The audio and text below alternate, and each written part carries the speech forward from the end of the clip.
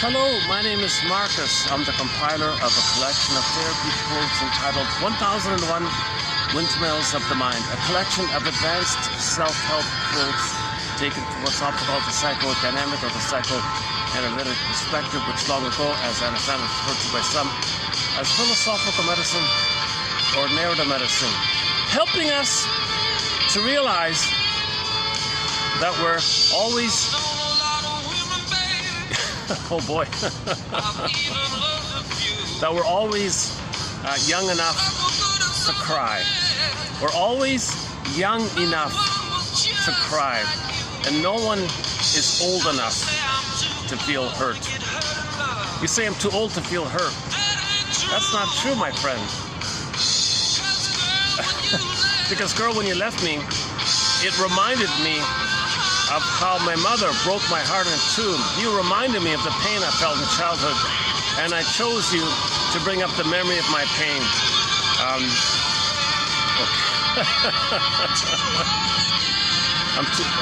Okay, this is the first time. I'm going to play this song here by the classic rock band Triumph. A song called "Young Enough to Cry" here.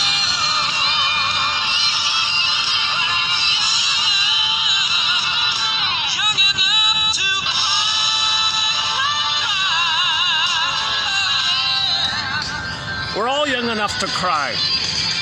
We're all means anybody can heal. Crying, okay, is the expression of your grief. So mourning is the expression or the weeping of your grief, of the sadness, of the pain, of the hurt, of the trauma. Things are frozen. You gotta mourn the loss of a loving mother. You gotta process your traumas. A lot of grief like that. The grief is kind of stuck inside. When your grief is expressed, when your grief is acknowledged, that's mourning. So crying and mourning and grieving and weeping. And so no one is young enough for that. No one is too young for that. No one is too old to grieve. No one is too young. It's never too late. In other words, it's never too late. What I think he's saying here, or maybe we can borrow the line here, is that anybody, there's this innate drive for healing. Innate drive for healing. So even if you're in your 80s or 90s, you can still heal. I'm too old to heal. No, you're not too old to heal. You're young enough. You're young enough to cry.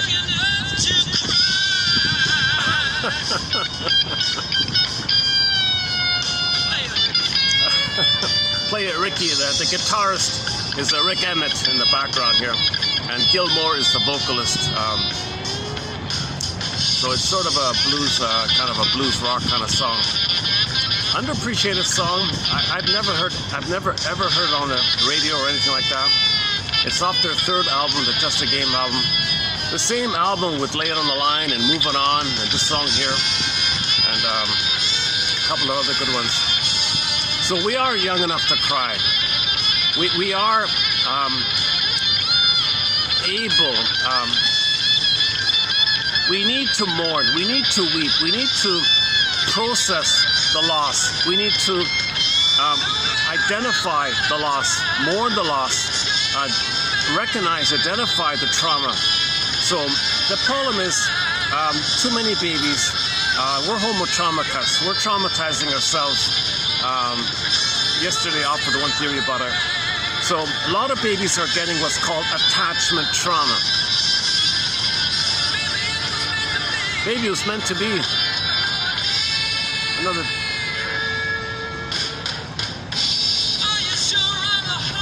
Are you sure I'm the one? Are you sure I'm the one?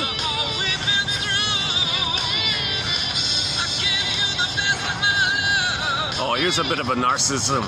I gave you my love. Yeah, come on, you know. Okay, that sounds a little bit narcissistic there.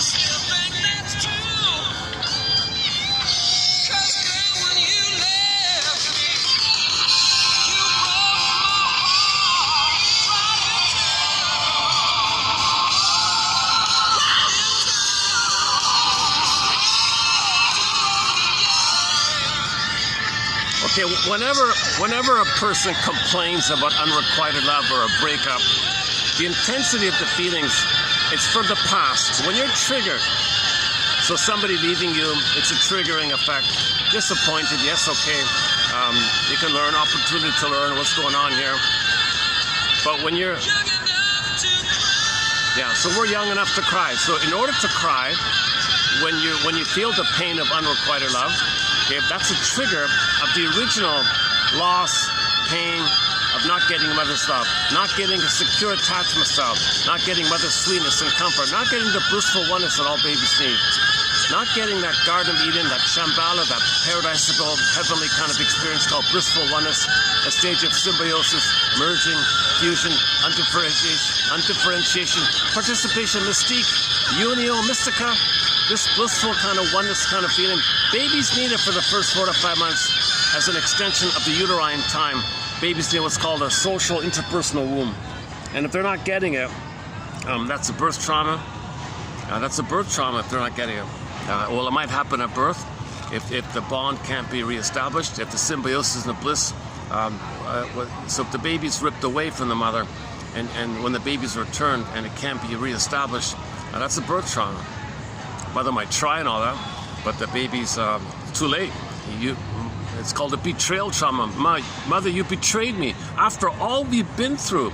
Like he says in the song, Mother, like his adult version was, after all the intimate time together, geez, it's kind of like a parallel like that. So the baby's saying, Mother, after all we've been through, this intimacy, this oneness that we had, and I'm inside your belly for 9 months after all this time, and then when I come out, when I need you to do the most, you betrayed me, you abandoned me. Okay, you took away the cord, the placenta. That's my bridge to you. Where are you? Then I needed the cord, I needed the placenta. It's still sending me oxygen, food, nutrients. It connects me to you. You took all that away. You abandoned me. I needed skin to skin. You put me on a scale. You took me away. I needed your hormones. I needed your body, skin to skin. Okay, the hormones went away. You put me in a towel, washed me up and stuff. Where are the hormones? A towel, no skin to skin. Oh my God! And you put me in a way like that. And your hormones went away. Now you're like a stranger. I'm really, oh my God, I'm enraged. My rage creates a picture of a monster. I project the monster image symbol of my rage onto you and think you're the monster. Okay, so baby does what's called projection to deny that he's hurt. So he takes the picture of his hurt and says the mother's like a monster. That's part A, called projection. And then part B is, so paranoid schizoid mode. So the schizoid now is going to be the splitting. So now he's going to put the image of the mother as a monster in a separate psychic bin. Compartmentalization, bury it, deny it, disavow it, disassociate it. He can't believe it. He can't believe the mother's a monster. No, of course the mother's not a monster from the baby's point of view. He's got to think the mother's a monster in a thing called projection to make him unaware of the anger. Because the anger, he can't know the anger. So if the anger's a picture, take the picture. The mother's his anger kind of thing. So then he's got to survive. So he hallucinates a goddess and then keeps it separate in separate bins so they don't touch each other, so to speak. So now he thinks the mother's a goddess in his psychic defense called the psychic splitting. So the paranoid schizoid mode. Okay, this is a very desperate effort by the baby, but he's a bit of a genius to figure out how to survive with an abusive, emotionally unavailable, impaired, gaslighting, double-biting mother who's trapped in the mirror, who can't love the baby because she didn't have a beingness to love the baby because she's too busy waiting for her mother to come and see her so she can be herself, to have the capacity to love. Okay, the mother's too busy looking in the mirror like the wicked queen, mirror, mirror on the wall, and she's not able to love. She resents the idea that she's supposed to give love because the mirror says the mother wants that she's the center, she's entitled, this is all about her. It can't be about the baby, she thinks. So she's enraged like this. In her anger, she grabs the baby harshly. That's the lace's image. Okay, in her angry thoughts, that's the poison comb and the toxicity of the feeding with the stress hormones in the breast milk and the nipple, round, red, okay, apple, poison out, food, poison, apple, like that. So the baby's having the mother's trying to crush the baby's sense of needs because the mother's got to feel important, and the mother doesn't want to see the baby as needs. One guy calls it soul murder. It's not a physical, the mother's not physically trying to harm the child, physically. He's just trying to damage his spirit like that, because so she can feel that all the attention, all the importance, it's all about her. Because the mother's in a tenuous place. She never got enough love to go through the developmental process. She wasn't seen by her mother, wasn't mirrored by her mother, didn't get the blissful oneness, so she's trapped, frozen, waiting like that. So like Narcissus in a pool of water, that's all he sees. It's all about him. That's all he sees, all about him. Just one like that, all he sees. Plus, in the narcissist myth, he's looking in the pool of water. He sees his reflection. It's all about him. Symbiosis like that. Plus, he's waiting for mother to appear so he can see himself reflected through his mother's eyes, whereby if the mother sees the child and the child can see that she sees him and he sees that in her eyes, that interaction where the mother sees him and he felt seen by someone who saw him, this interaction facilitates his understanding of himself by how she saw him. So if she accepts him and welcomes him and delights in him and loves him, he can feel like, oh, he's lovable, he's someone who's delightful and lovable and accepted. He has esteem like that because someone saw that. His identity is kind of based on the relationship like that. So narcissist never got that. No one appeared. So he's waiting and waiting and waiting, and he just spends his time in frozen time. The amygdala doesn't know time. That's why he's eternal and forever. No timelessness. He's frozen like that, waiting constantly for mother to appear. In the meantime, he's still in that archaic place where it's all about him. That's all he sees. Babies in the uterus think it's only them in there. They don't understand that they're a person inside their mother who's a person, and the mother's a person feeding him, and he's a person being fed by him. He doesn't get differentiation yet. He's in a state of undifferentiation, merging, fusion, oneness, like that. So he thinks in the beginning he's the whole system, he's the whole universe, and all of his needs are met automatically. He's a magic king, he's a magic god, kind of thing. His needs get automatically met. Has thought, poof, there it is. He needs something, poof, there it is. He thinks he creates. He doesn't understand that the mother gives him stuff. He needs it, and there it is. He doesn't get that the mother recognized it and sent him the supplies that he needs. So he doesn't. That's in the beginning. That's the theory called infantile megalomania. So he thinks he's a powerful, omnipotent little god like that. That's the first time we played that song. My goodness. So Triumph is one of our musical voices on our soundtrack. I've never played that song before. I thought. I'm not sure what prompted me today to play it.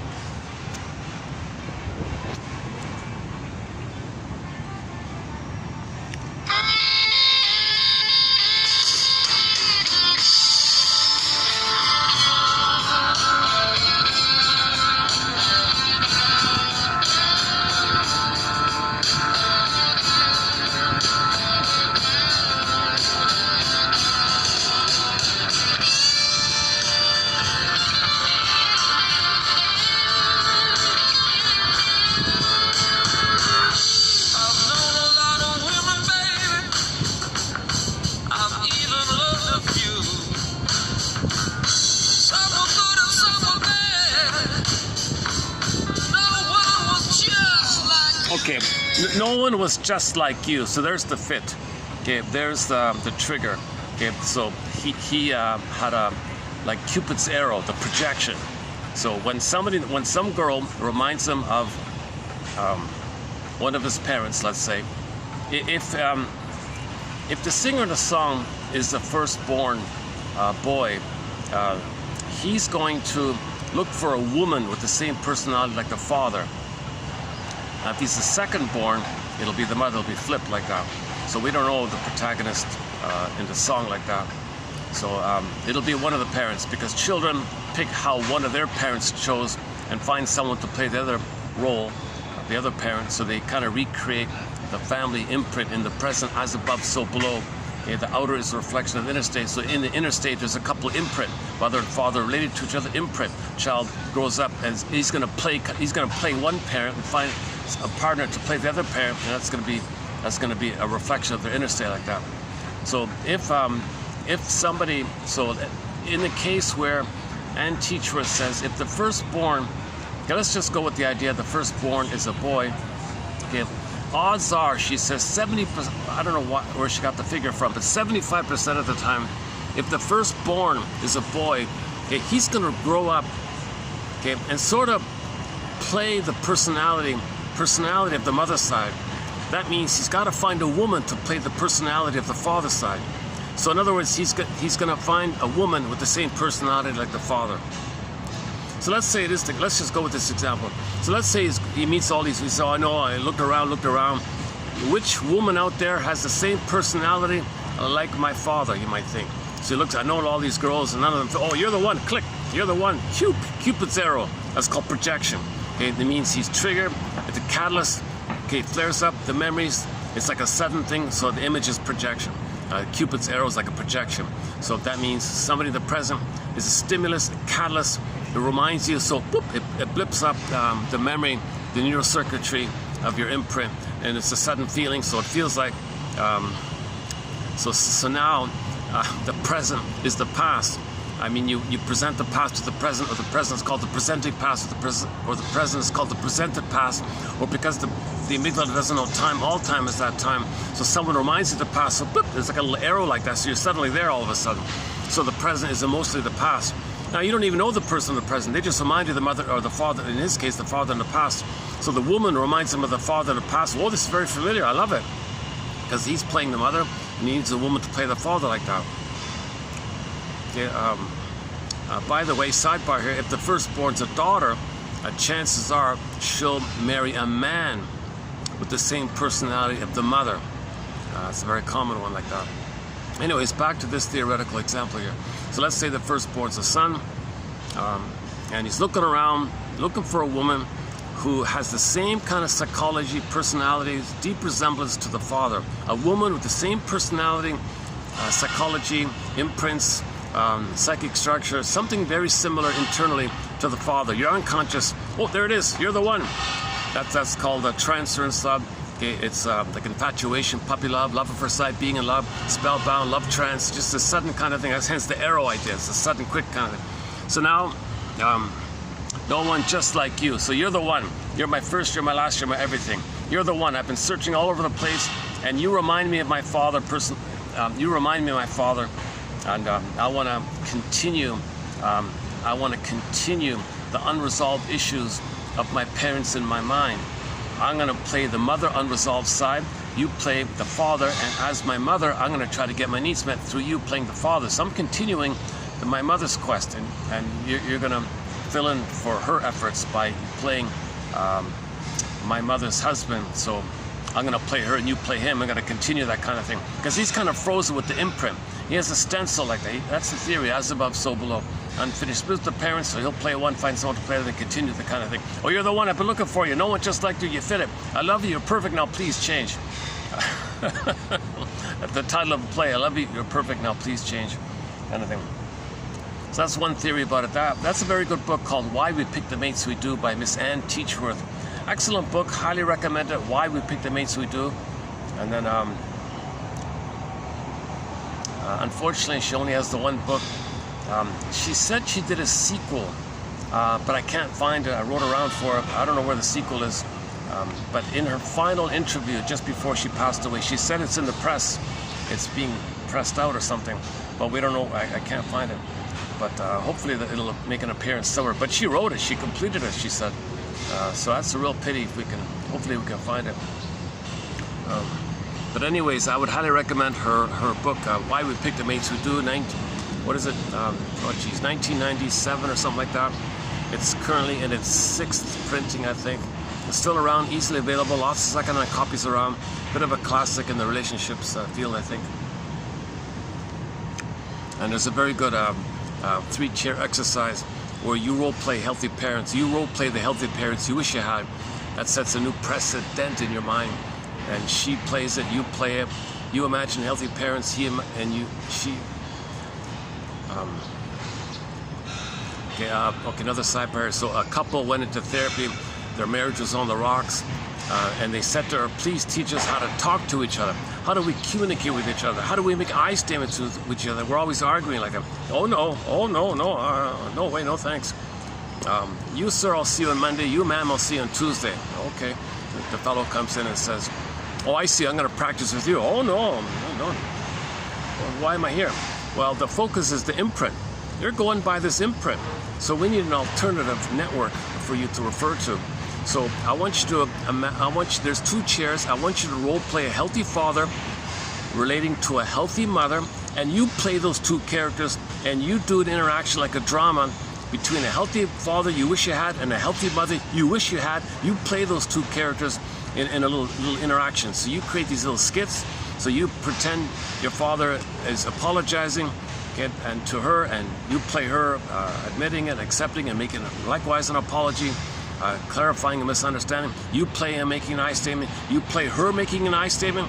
You role play them planning something, solving a problem, having fun together, planning an activity together, being honest with each other, confronting each other in a playful way, maybe finding some kind of creative activity. Whatever you wish took place, whatever healthy thing you wish took place with your parents, you now role play that in the chair exercise.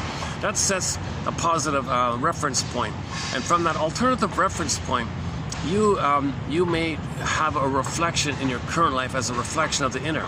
So you want a new, better inner, so have a better outer kind of thing. If all you have is the painful memory of dysfunctional parents, you're just going to recreate it.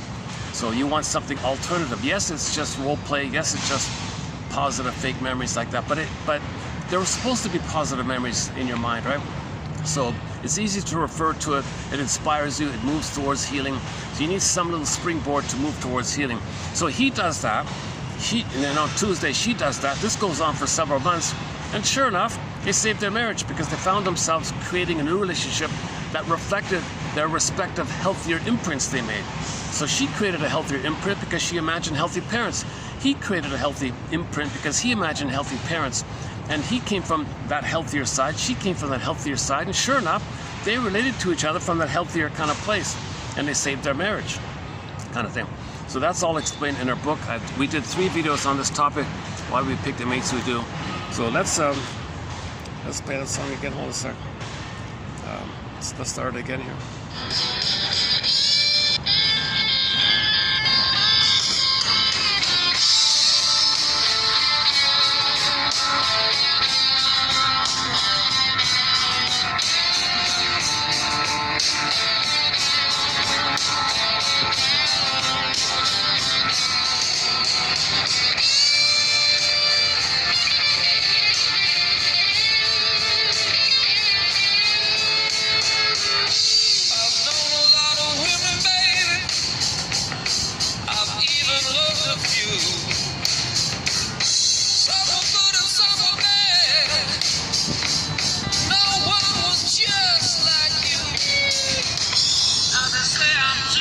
Some were good and some were bad. That's also psychic splitting.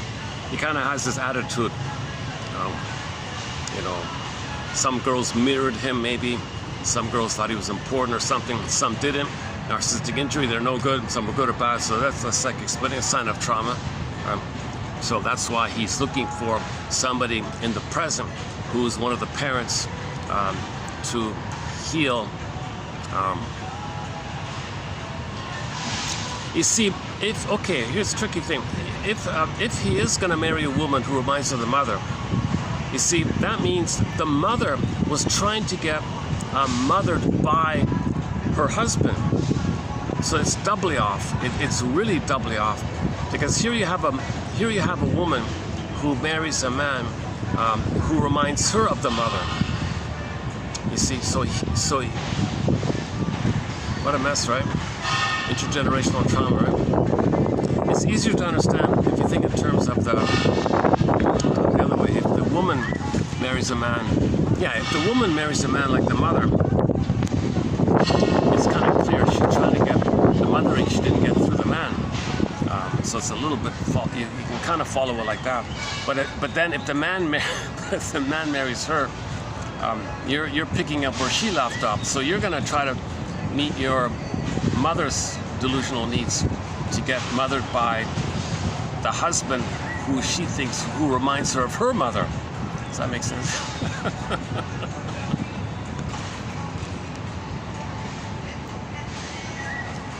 By the way, another clue to all this is that when you're drawn to somebody and you do this transference love, this puppy love, the Cupid's arrow one, the projection one, the sudden spellbound instant love, just one look, that's all it took, just one look, love at first sight, you barely know them, you have that feeling. That's flared up feeling means your chemistry of the blissful oneness, the oxytocin, serotonin, blissful oneness, happy oceanic ecstasy, blissful oneness, stuff, you felt that, but you forgot.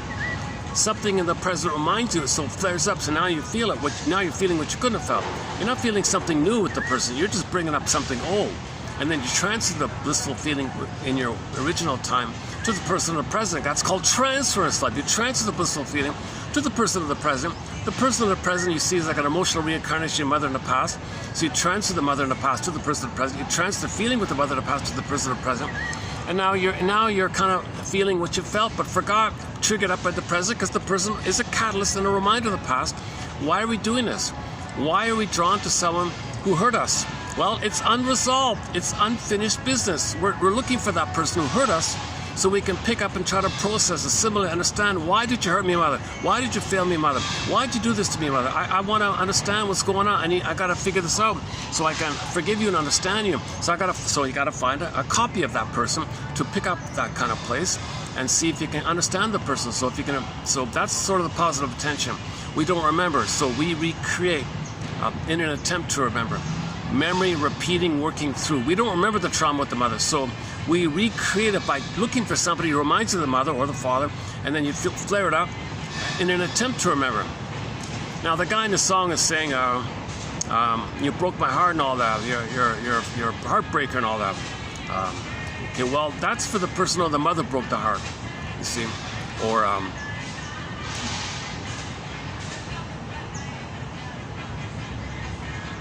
or you're feeling how the mother couldn't get mothering by her husband, the fellow's father, you know, and then so she's disappointed because she was trying to get mothering by her partner who reminded the mother. So all this blaming about the person in the present, it's for you to feel and know that you were in pain and your heart was broken and your mother was a heartbreaker, a flushwiga, mistreating her heart like that.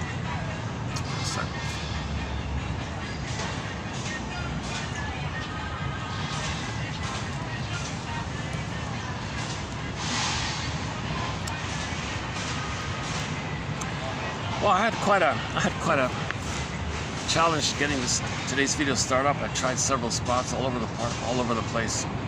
I tried it in the park a few times, too many eruptions. Oh, and the nice penthouse balcony, smoker's balcony, it's booked. I couldn't use it.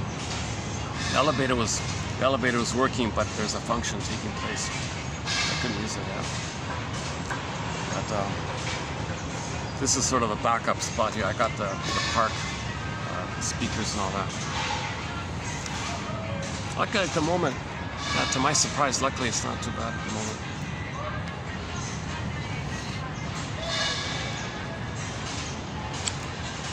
Go to yesterday's video. You get a little glimpse of the penthouse view, the 37th floor, something like that, 36th floor, something like that. So today we won't do it. This will be just strictly a park video here. Okay, let's. Where are we here? Young enough to cry. Okay. Anyways, so in any kind of song, in any kind of unrequited song, oh, you lied to me, you cheated me, how could you betray me, how could you do this to me, I trusted you, I believed you, why'd you leave me, oh, so much pain, come back, please come back, don't leave. This kind of pleading and crying and pain, that stuff that's coming up, that's for you to know that that's what you went through with your mother. Okay? The person may have, for example, a person may have what's called weaning trauma. Weaning trauma. Mother, don't pull away, I'm not ready for that. Don't leave. Separation anxiety. Massive separation anxiety. Mother, I'm not ready to be on my own yet. I need 4 to 5 months of blissful oneness, and then I can start to wean myself slowly, gradually. I'll lead the weaning process. Don't prematurely pull away. Let me lead the way. I'll know. I'll say thanks and go on like that. So don't prematurely wean me like that. So if there is weaning trauma, there may be like a real struggle. No, mother, please don't. You're abandoning me. You're failing me. Oh, I can't. I'm going to follow you. All this kind of painful stuff. So if there was weaning trauma, okay, we don't remember that stuff. So you're going to find a person in terms of how one of your parents had hoped that their partner would have fulfilled for them. And you pick up where the parent left off. Okay, so you're continuing the parent's effort. So the parent had an effort to remember that somebody in their present reminded them of the weaning trauma that they experienced, and up the line like that.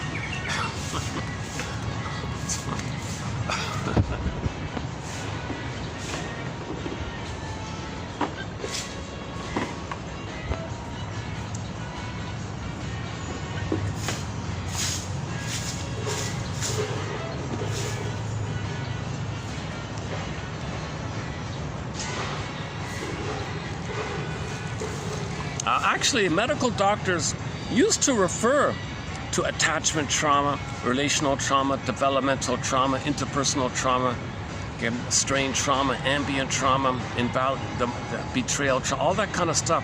Two-body trauma, baby mother trauma, two-person psychology trauma, bearable trauma. They used to call that long, long ago. The medical doctors simply called it weaning trauma. That was the normal term that they used. Now we don't use it too much, but I think it's...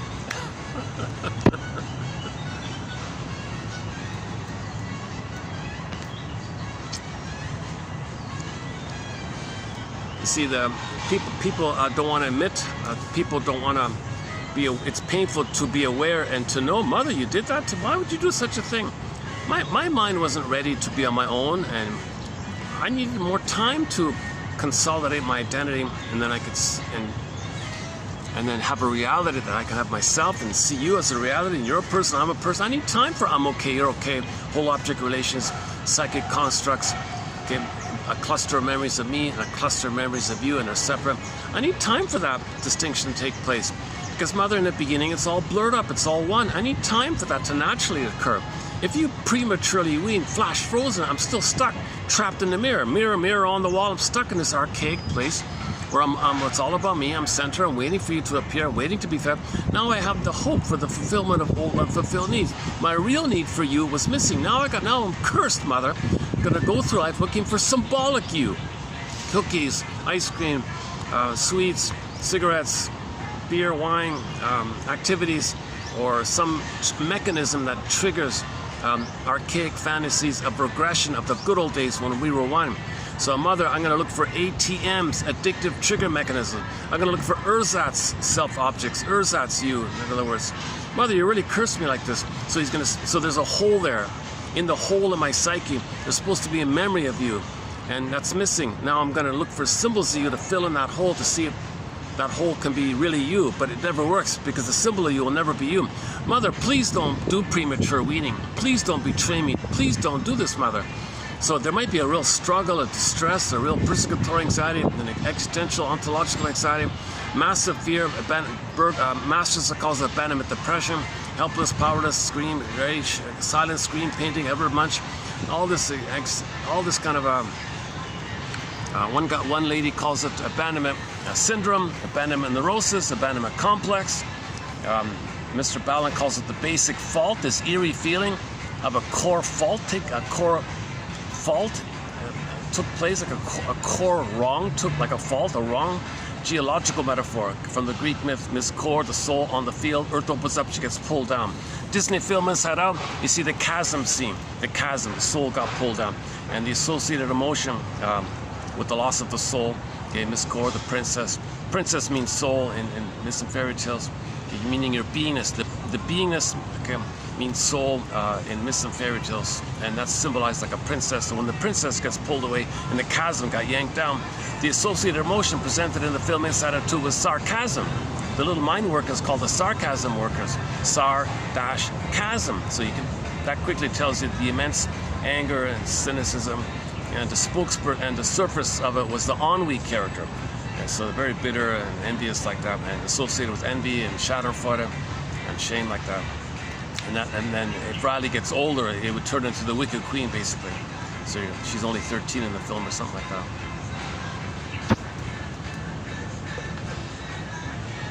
Oh, let me let's play this song instead here.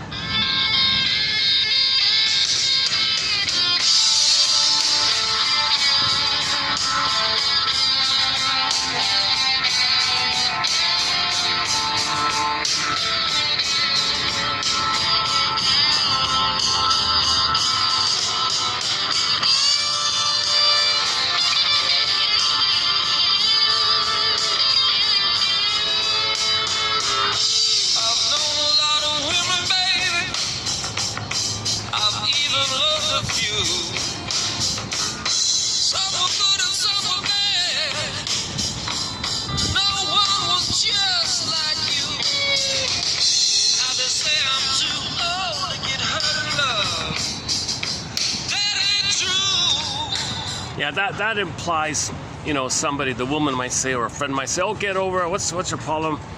Don't cry, don't get over it. Okay, that's somebody who does that. Somebody, oh, don't cry, don't be a wimp, all that stuff. Okay, that's a code for the person saying that is trying to communicate that that's what happened to them when they were in pain. Mother said to them, don't cry, I can't handle it, be quiet, what are you crying about, baby?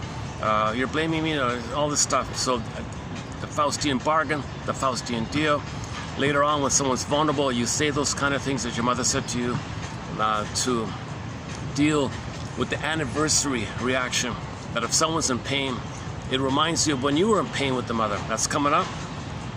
To not feel that pain, okay, you play the aggressor, okay, and you say the other, okay, what your mother said to you, that makes you unaware and repress the pain that's coming up. You bring it back down like that. So yeah, they say are you saying I'm too old to cry? Don't cry. I'm triggered like that. Now on the speaker's end here, when he is triggered, he's meant to say to himself, oh my God, I'm triggered. This is an old memory. This is from the amygdala time. This is an old memory, not now. Now it just reminded me of the past.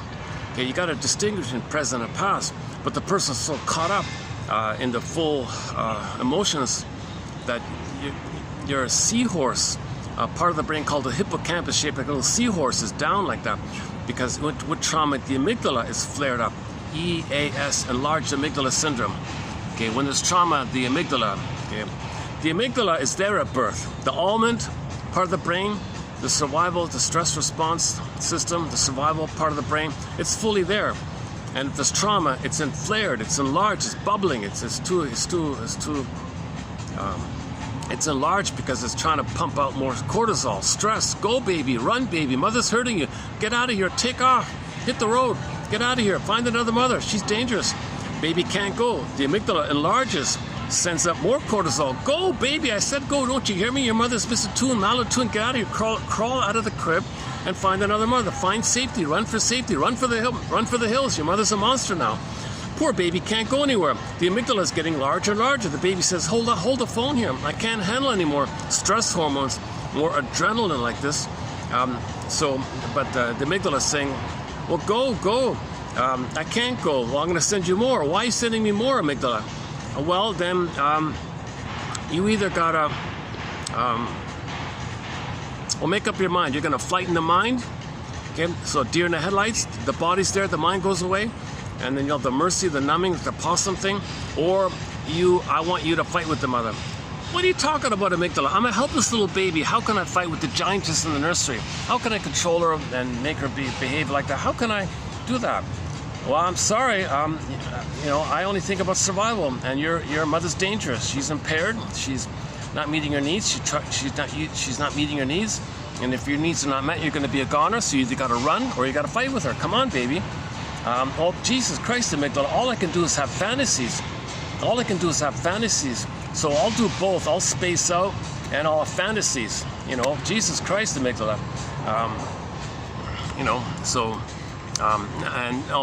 And my anger at the mother and my fantasies and my rage, it'll go to the body. Jesus Christ, amygdala, look what you're doing to me. Now the baby copes with his rage at the mother by rebounding aggression, because the anger was to the mother, it's blocked like the water at the bank, the water or the water that can't flows, and then it hits like a wall, let's say, like a dam or something, like the edge like that. Then it rebounds in on itself. So the baby, okay, originally the baby was in round one mode. Round one, mother, I need your love. Round one. Okay, that's for his feelings, that's for his beingness, that's for his ontological self, his feeling self, his embodiment, to live in love, his normal state of affairs, for his embodiment to continue, for his budding beauty, for his emerging self. He needs mother's love. Mother, I need your love. I need a secure attachment stuff. Okay, mother's out of it, whatever's going on. Okay, flash frozen. Okay, pin goes on the collar, flat affect. Now the feeling side is frozen. Okay, Echo turns to stone. Okay, Rapunzel's in the tower. Snow White's in a box. Echo turns. Miss Cord gets pulled down. Okay, the maiden king morphs into a bird and flies away, or the princess turns into an animal that runs away, or other versions like this. So the soul now, where is the child's energy going to go? So now the feeling self is frozen. So that means the child's life force is going to go back to the primitive survival brain. We got the feeling brain, the survival brain, two main brains, and plus the cortex. Okay, but so now the energy is going to the amygdala side, the survival side. That's just a stress response. So round 2, mother, now I'm going to communicate my anger that you didn't meet my needs. I had needs originally for my feeling self. You shamed me. Okay, I froze it. I diverted my energy to my anger side, my stress response side. Now I'm going to communicate in my anger as a message, as my way to communicate with you. I'm trying to communicate here. I'm communicating that my anger is an expression of my unmet needs to be loved so I can have my beingness. So round 2, mother, if you can understand my anger, everything will be okay. But mother, what do you, get over, stop crying, baby, what are you crying about? Get over it, oh my God. Mother says to the baby, get over it. Seriously? Now what? Now where's he gonna go? That's the survival brain. You can't freeze the survival, and there's nothing prior to it for his life force. So all this anger now rebounds in on itself. Now it's called rebounding aggression. Okay, it's a continuous rebounding aggression. Okay, now the LIVE for round 1, the LIVE for round 2. Okay, now he has a fantasy. Okay, the fantasy is oral rage, so now it's a hungry wolf. Now it's destructive because he wants to gobble the breast, possess the so-called cannibalistic fantasies. He wants to gobble the mother, gobble the breast, possess them. That's destructive. And when things are destructive and it's hurtful, okay, now the natural LIVE, now it's destructive. You reverse the letters EVIL. Now he's destructive. And now his fantasies are destructive, and now those destructive fantasies are going inwardly. Now he's gobbling up his inwardly. Now he's being harmful to himself. That's the howling man image. Okay, so the metaphor for this is the twilight zone called howling man. Okay, so you got a castle, that's the body, the person. Okay, and there's a room in the castle, the cell, and the howling man was in there. Okay, it was the guy with the horns. Okay, that's a picture of the rage. So the baby's rage sizzles up a picture. The picture is just the rage, it's with him. If the baby's rage is with him, okay, the guy with the horns is with him. The monster's with him, the beast is with him, the cyclops, the devil, Diablos, okay, Satan, all those names. It's just a picture of your anger at the mother. That's all with them. Okay, so now that's what the monk said. You know, when the devil guy is in the cell, analyze it. Why is it there? Understand your mother. Well, why is it there? Because if you can't face the truth that you're angry at your mother, if you can't face the truth of why you're angry at the mother, then you're looking for some excuse to think that someone else is you're no good you, so that poof, there's your mother who hurt you. Now you express your anger at the mother. So that's the pattern in Twilight Zone. The guy's caught inside, he's released, caught inside, he's released, and so on like that. So the anger's got to go somewhere. So it goes through the body, that leads psychosomatic symptoms. So later on, he might get symptoms. So that's psychosomatic, that's the rage of the mother. So most bodily symptoms, somatic symptoms, are if you layer it all down, it's still the rage of your mother for the weaning trauma, for the betrayal trauma, for removing you at birth, taking away the cord, putting you on a scale, okay, not being around for you, not holding it properly, maybe being resentful. Maybe mother thought she could use the baby to meet her needs. Maybe the mother is displacing her anger at the father. Or maybe the baby rejects the kid because it doesn't remind her of her, reminds her of him. She hates him, the kid reminds. Some others say that. Some others, I can't believe it. Some others said, this kid reminds me of the husband. I don't like him. This kid always reminds me. I hate this kid because it reminds me of him. So she displaces her anger at the husband as the poor kid like that. Among the many old cunning tales, that we haven't covered that one too much. But the common old cunning tale is the mother doesn't remember that she was shamed. So in her attempt to remember that she was shamed, old cunning tale, she shames her own baby to try to remember, in her attempt to remember that she was shamed, because she doesn't remember. When we don't remember, we repeat. So she's going to shame the baby in an attempt to remember. So she's using the baby, thingifying the baby. She's not treating the baby as a human being. She's just as a stand-in of when she was thingified, the baby's thingified, and she's just trying to replay the thing so she can know that she was hurt when she hurts the baby. She's trying to know that she was hurt, but she doesn't remember. In order for her to try to remember, she hurts the baby in an effort to try to remember that she was hurt. Old cunning tale. And that's a common one like that. And there's a few other old cunning tales. Some mothers say, mother's rights, my mother never took care of me. Baby, you take care of me. Baby, I made you to find me, baby. I'm going to brainwash you to be a mirror, to mirror me and see me and soothe me. I'm going to use you as a teddy bear. You're going to be secure based. You're not going to be autonomous. You're just going to be there to take care of me. I'm going to prentify you like that. So another common old cunning tale called the Jocasta style, like that. Okay, so meanwhile, the poor baby's anger, it's helpless towards the mother. The mother's the mother's totally deaf to it. Or if the mother's annoyed, oh, get over it, baby, stop, don't be angry at me. I gave you life, what are you ungrateful baby? She'll say some very guilt-tripping, shaming, kind of really harmful thing. Baby's more enraged. The baby's rage towards the mother is not getting through, so it turns in on itself. Now he's got hypertension, now he's got psychosomatic symptoms. There's a little delay like that, it might come out, those bodily symptoms might come out like a midlife or something like that. But those psychosomatic symptoms are the rage of the mother still going in like that. Now the body can only bear so much. Okay, so now you're eager for your own self-preservation. You're eager to delude yourself to think that someone else can be your mother, the other. Now you're looking for an other to be your mother. How that works is you first got to find someone that's you that you think is no good. Now what happened to you? Mother hurt you. So you're no good, mother's dangerous. So find someone who's you and you think they're no good. So you make a negative joke about them, put some insult about them, so you shame someone, then poof, hocus pocus, there's your mother hurt you. Now you open the door and your anger at the mother goes to the one you just shamed. Okay, very traumatized people hate the ones they shame. So they need someone to shame, i.e. themselves. Then poof, there's the mother who hurt them. Now their anger at the mother goes to the one that just shamed. So that's how they're getting their anger out like that. Of course, prejudice, among the list of theories on prejudice, that's one of them. That's just one theory on prejudice. The person needs to blow off steam at the mother, so they find someone who reminds them of them, who they believe is no good, i.e. themselves, and then they shame them because mother shamed them. Others are proxy for them. They play the shaming mother, Faustian deal. So after they shame someone who's them, then because that represses the truth, and when something's repressed, it's projected, so someone's got to fill in for the projected unknown self of you. You feel no good, someone else is no good. So when you reject others, you reject yourself, so you're not aware of it, you're loyal to the mother because you are the shaming mother. So if you are the shaming mother, but you really are angry at the mother, first you got to find someone to play you, then poof, suddenly you now think your mother's there, and now you play yourself expressing your anger at the mother. Now you make an excuse. Then you go to the court. Hey, cortex, give me some cover. Provide some cover. Give me some excuse. Give me some flim-flammery, some duplicity, some nonsense. Make it up. I don't care if it's true or not. Just give me something. Just give me something like a hook or something. Just some BS or something. But the real. Shall I compare the onion? The real issue is. Okay, that trick with the cortex called rationalization. You want to give the appearance of being rational. Camouflage to hide that you're being psychotic underneath. The person or president you just shamed is not your mother, but you're being psychotic like that, secret psychotic. So, but you want to hide it to yourself and to others, and so that facilitates it. So that's why the doors open in Howling Man, and he's escaped like that, destructor.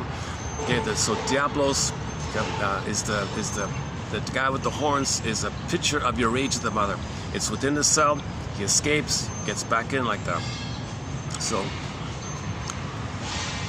that's why it's EVIL, because the child's LIBE was rejected by the mother in round 1 and in round 2. So now it turns to destructive fantasies. It's not a separate thing. It's just the original life force that turned into rage and his needs. So evil is just the baby's rage and his needs, into oral greed. Now the oral greed, can't get it, could be envy. To not be triggered, so to see the goodness destroyed. So now you got all this destructive stuff, ennui and envy and schadenfreude and sarcasm, sardonic humor, black humor, dark, all that kind of negativity like that, right? So that's because the life force, the mother rejected the child's life force, you know. Okay, we spent a fair time already on the title. I highly recommend the Twilight Zone episode entitled Howling Man.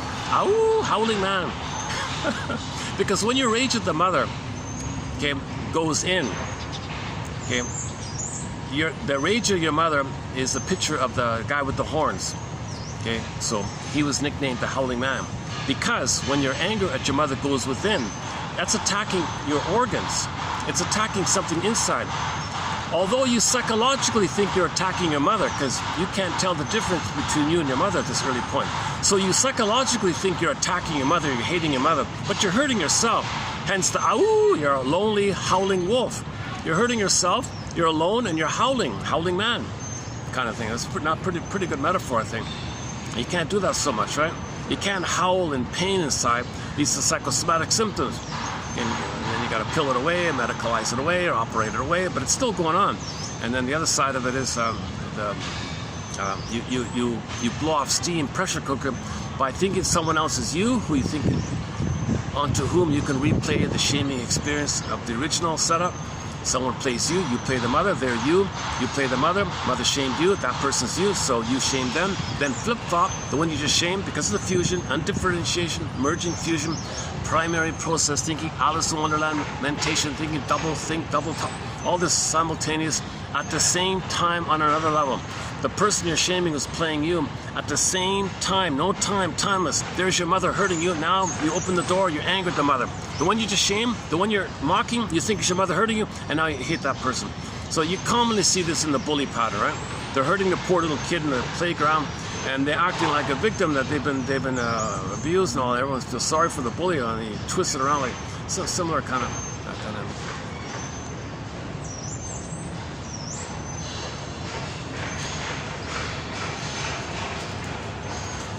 Hold on a sec.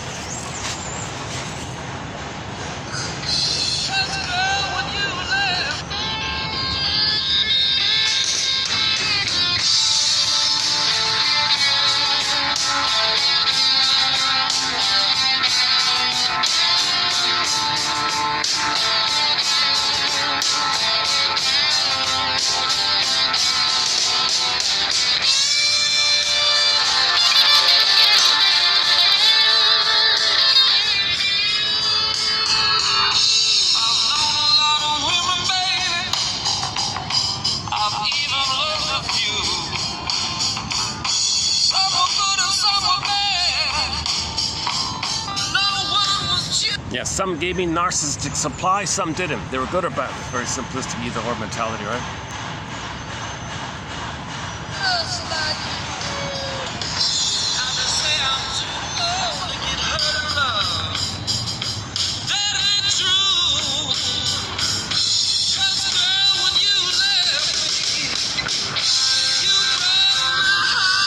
Okay, so girl, when you left me, she didn't break his heart in two. That's nonsense.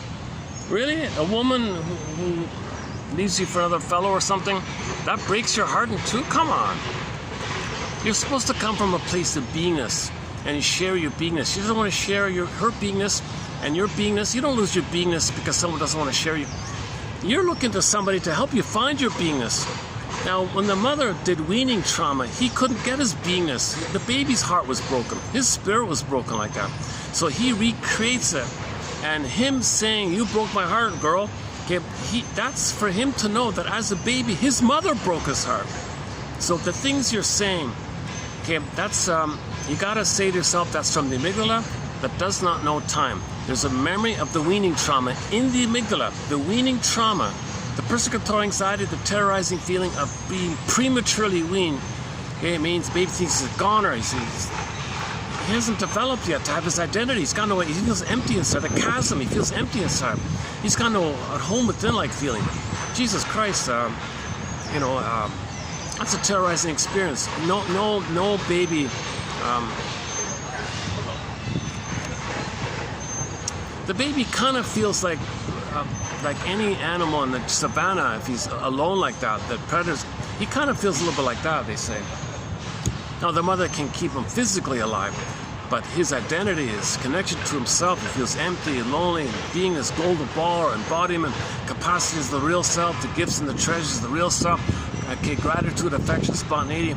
So he's a hollow man. He's an absurd hollow man now if he does it like this. See, the baby said, "Mother, don't make me an absurd hollow man like that.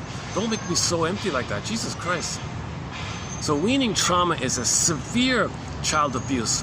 When mothers say, "Oh, baby, here's the pacifier. I'm busy. Here's the that's abuse. That's child abuse. Oh, just use your thumb. Here, I'll put some honey on your thumb. Here, suck your thumb. Or I'll put some honey on the rubber nipple. Okay, the rubber nipple and the pacifier and the thumb sucking, that's all abuse. Okay, that's not a human connection. Babies need a human connection. The babies need an attunement, a human attunement between baby and the mother. You don't. This is robbed away. This is robbed away. Weaning trauma, robbed away, and you got some synthetic thing. The rubber nipple is not the same thing as the real mother, obviously. And in some cases, some interpretations of smoking can be traced to that thing. Oh, hang on. Oh, the wind. I'll happily take the breeze here. Hold on a second. Well, hang in there. We got some good quotes coming up. Hang in there. Stay tuned.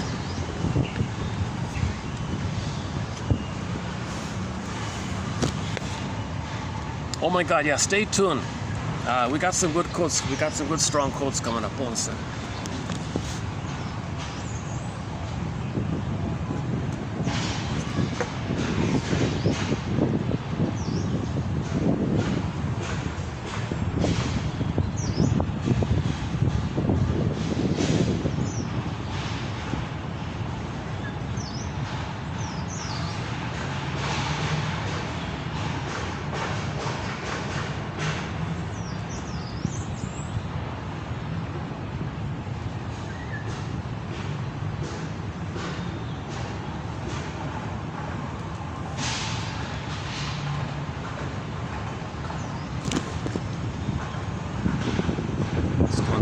What happened to my phone?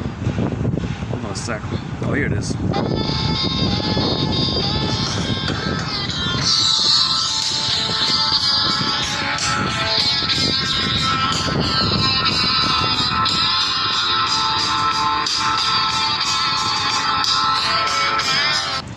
Okay, so we're all young enough to cry. So let's just pick up on that point. We're all young enough to cry. We're eager to mourn. We're all, even the 90-year-old curmudgeon, the barking, miserable Grinch in the nursing home or something. You got to be kidding me. He's in pain because he didn't cry. So he's young enough to cry. He's still a baby. You know, we're always young enough to cry. Interesting lyric. Never thought of it really much before. Young enough to cry. They say I'm too old to get hurt. Okay. The fact that somebody would say that, that means they're gaslighting you because they're being reminded of the pain they denied. And you share your pain, that triggers and reminds them of their pain. So to not feel their pain, they want to squelch it in you. Oh, get over it, you're too old for that, come on, grow up, don't be all the toxic kind of stuff. Okay, because that means they can't feel their pain. What the friends meant to say is, well, perhaps something was a catalyst for some old memories. Maybe old memories coming to you. Yeah, an old memories coming to me. Okay, and then the person might pre-associate, and when they share their feeling about it, well, you must have a very good reason for feeling this. What's the hardest thing about that? So you want to validate the feelings. Now, the idea is when you talk about the past, you want to link it to the present. But so to help you know that the past is the past and how it influences you in the present, and the present is not the past. So you need to build a seahorse. You got to build linear time so the past can be captured, give it a time and a place, lay the ghost to rest, life force free the present. So you want to validate your feelings to help in that process. But if you squelch the feelings, then you're still in the timeless place. So it's not helpful to shame somebody when their feelings are coming up. If they're triggered and they don't know they're triggered, at least just say, I wonder if something happened that reminded you of something earlier that was painful, or something like that. Were you triggered? Or just simply say, were you triggered? Something must have triggered you. And don't shame them if they're triggered, because being triggered means being triggered equals, put a huge equal sign. Okay? Unprocessed trauma and unmourned losses. Anytime someone's triggered, there's trauma in the brain. There's trauma in the system. And we didn't mourn the mother that we should have had that never was there. We didn't face the painful truth that we were not loved properly. Okay? That mother failed me. Quote unquote, the greatest hero, mother failed me, never faced it. So when you're triggered, you're bringing up mother failed me feeling. So when you're triggered, anytime you're triggered, it's kind of like you're now feeling what you felt as a baby. Mother failed. Mother, don't fail me. Mother, don't betray me. Mother, what are you doing? I'm not your mother from your nursery. What are you doing? I'm not you and your nurse. What are you doing here? Are you psychotic? The mother's a compulsion to get out of her trauma. So she's recreating, restaging what happened to her, casting the role in her drama like that. The poor baby's being sucked into her drama, and the mother's not in a place to see the baby for where they are. Baby feels thingified, objectified. Mother, you're just using me like this. I'm a human being who needs your love. Sorry, baby, I'm not there yet. I got unresolved battle with my mother. So I'm going to cast you into the role of me. I'll play her. And I'm going to tell the world what my mother did to me. I'm going to treat you badly the way my mother treated me badly because I'm angry at her. I want to show her up. I want to expose her. Oh, come on, mother. Don't use me for that. Just Jesus Christ, man. How am I going to heal from that if you do that to me? So ideally, mothers have some memory that they were hurt by their mother. If mothers can get some memory that they were betrayed by their mother with some feeling, they won't hurt their babies. But if they don't remember, they'll hurt their babies in an attempt to remember. That's Mr. Freud's most famous article.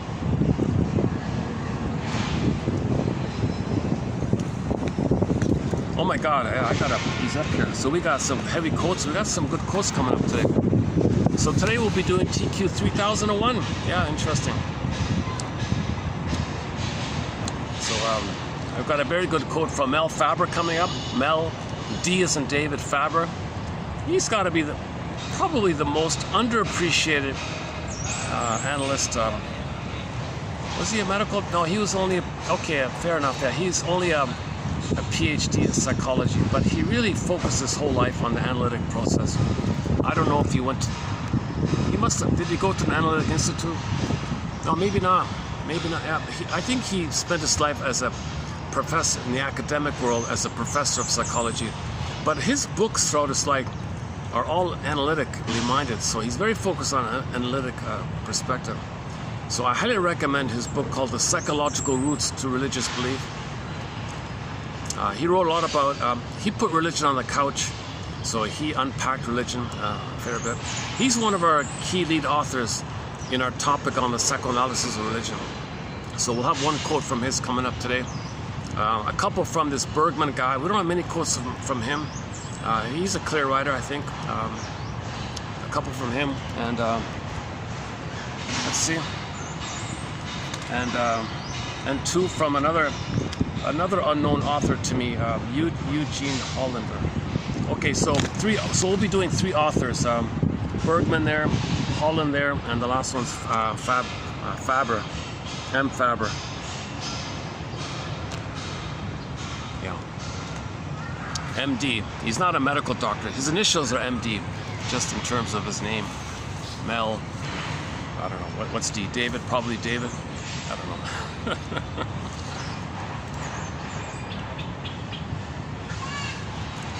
Unknown, totally unknown. Unbelievable. Clear writer. He focuses a lot about this issue of missing symbiosis and how that's reflected in our cry for it in terms of religion, New Age beliefs and religious beliefs, and that kind of thing. So, and he spells it out specifically. He's very careful and meticulous about quoting things, and so he's discussing triggering material, because when you expose your mother failed you, there's always pain around it. So you got to be careful. You got to be articulate to help people like that. So he did a good job, I thought. So we'll have one quote from him, two from this new guy called Holland, Eugene Holland. I don't know him too much, and a couple from this Bergman character. He seems to be a little well-known. He was a little well-known in his day. So we'll do three authors in this video. They're all heavy quotes. I don't have any light material today. I've got no fun quote from the Newlywed Game. I started watching the Newlyweds. the game show. That's the first game show I can watch. That's the first sort of useful or informative or interesting game show I've seen. It's called the Newlywed Show.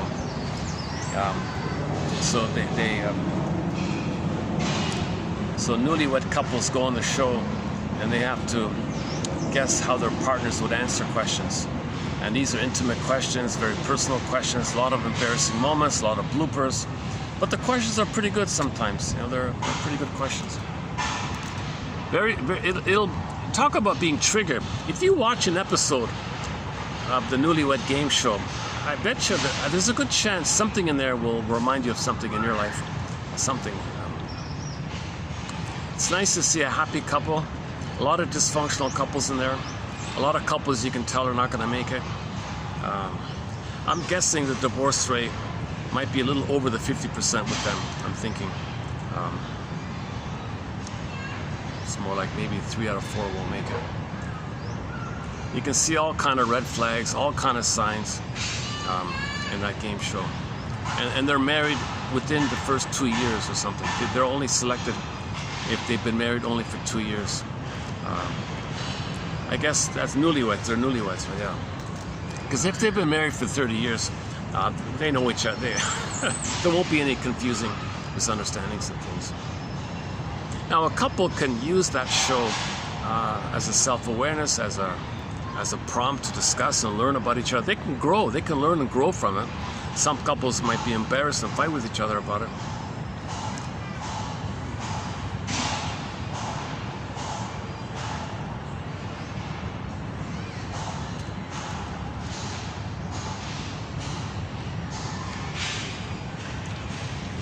I've only seen like 4 or 5 episodes, but in the last video we posted one quote. Do I have it here? Hang on a sec, do I have it? I still have to kind of pack it away. Oh yeah, in the last one, TQ3000, the last one there. So the host there said to the group, said to the ladies, if you and your husband only spoke body language on your very first date together, what would you say your body spent most of the date saying to his body? That's unconscious stuff. So he's saying a couple, let's say a guy and a woman go on their first date, but there's no speaking. So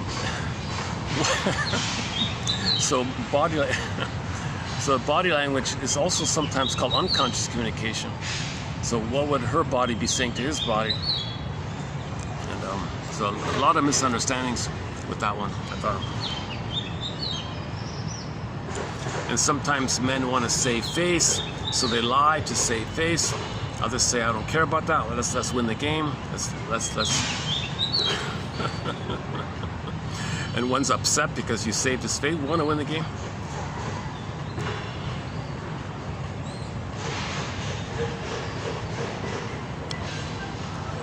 They use a lot of puns and little playful kind of analogies to talk about sensitive topics, you know.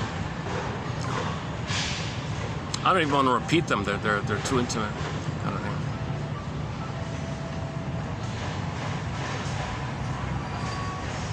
You know, some are very simple, like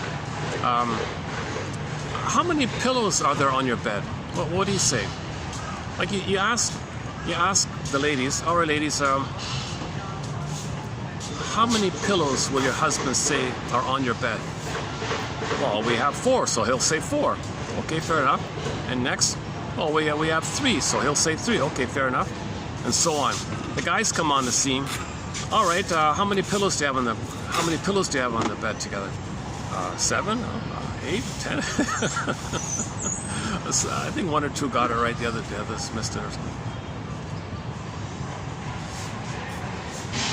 It's such a basic. Little thing like fellows, what's your wife's mother's maiden name? Oh, that one they got. Yeah, that one they got. Yeah, okay. No, one of them didn't get it. One of them didn't know. Yeah, one of them didn't know. Fellows, what brand of shampoo does your wife normally use? I think one got it right or something. Some questions are benign and mundane. Some are very triggering, very personal like that. Even in the personal questions. All right, how many times were you intimate last week? Most of them got it wrong. What? Really? Oh my goodness. The newlywed game. They got the newlywed game and the revised one called the new newlywed game. So we'll see if we'll have more questions about it. And yesterday's video was about the Tantalus topic, the Greek myth Tantalus. So the Tantalus issue. So the word tantalizing comes from the Greek myth Tantalus. So okay, I won't do it here, but one author thinks that's code for weaning trauma. So Mr. Tantalus reaches for the cherry. Okay, the wind blows the branch. He can't get it. He's waiting and waiting. Oh, there's the cherry, or there's the apple, or there's the grapes, whatever form it took. So he'd reach for it, and it would be blown away like that. That's the weaning trauma. The baby's trying to nurse, and the mother pulls away like that. So he was tantalized and rejected. So there's a whole story there. Okay, all set. Okay, let me do a perspiration management moment here. Let's get back here. Where's my thing? All right.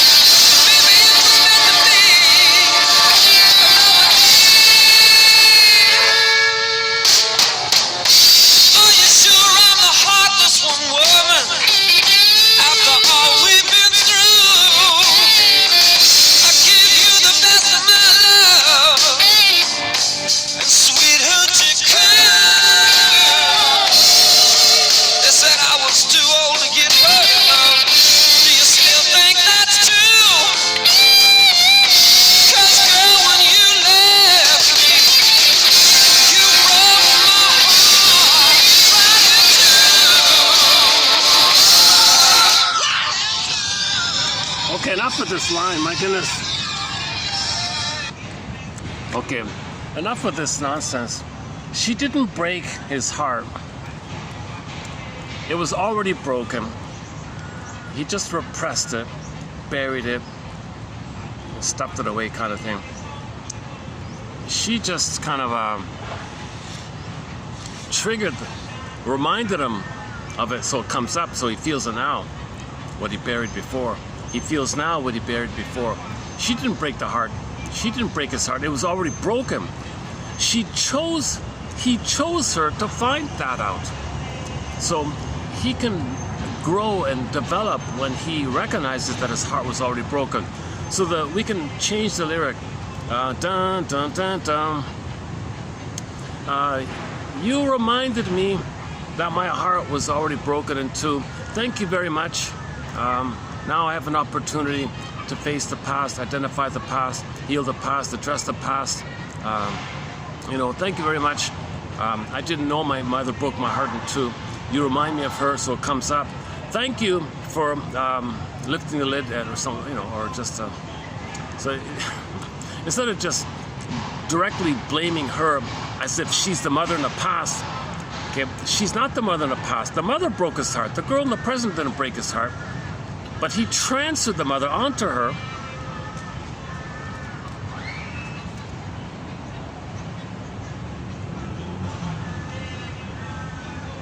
Okay, and just in general terms, all right. Okay, where are we here?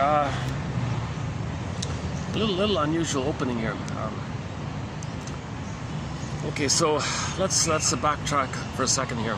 So the baby, Robert Bly says, we're all born whole and complete, 360-degree embodiment, golden ball, warm radiance. You have your beingness, you have your ontological self, you're whole and complete, like that. But when there's a trauma, shock trauma, birth trauma, prenatal distress syndrome, weaning trauma, failed attachment, okay, like, meaning the baby wants a secure attachment, a safe attachment, a rhythm of safety, attunement, attunement, her reverie, her consideration, her sweetness, her warmth, her positive regard. She sees the child, soothes the child, hears the child, is present to the child. That's called a secure attachment style. Okay, anything else is disruptive. It's disorganized, unformulated, reactive, anxious, avoidant, stuff like that. That's a traumatic attachment. So when there's a traumatic attachment, due to weaning trauma or something like that, okay, so what's going to happen is the beingness will freeze up. The image, the pin goes in the collar, and then it's flat. Okay. Oh man, they play the most annoying, dreadful songs on this loop. There's a real. Oh, Jesus Christ. On the positive side, the Mall did play Charlene's song. What's it called again? I've Never Been to Me. So the best song I've heard from the Mall speakers or whatever. Actually, these speakers. Oh, does this park belong to the Mall? Because I've heard that music in the Mall. Anyway. Oh no. No, on the walkways. Okay, never mind. Anyways, there's in the Mall. They play Charlene's in their looped music. They play Charlene's song "I've Never Been to Me."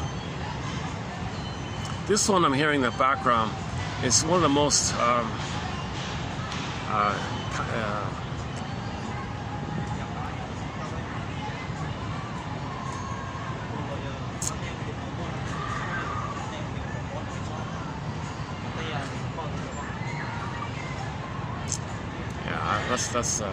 let's wait till it passes here. I might need to play another song until that gets over. That's about a 4-minute song, right? Okay, let's dig up another song. Sorry for the delay here. What I'm hearing in the background is just way too. It's just way too creepy. I don't know. It's just way too. We don't have a thread on. LGBT issues. That's out of my zone. I'm not a psychiatrist. I'm not a medical doctor. Carry on. Castle by the Sea. Pharaon. I need something loud. What about Jane? Let's play Jane then.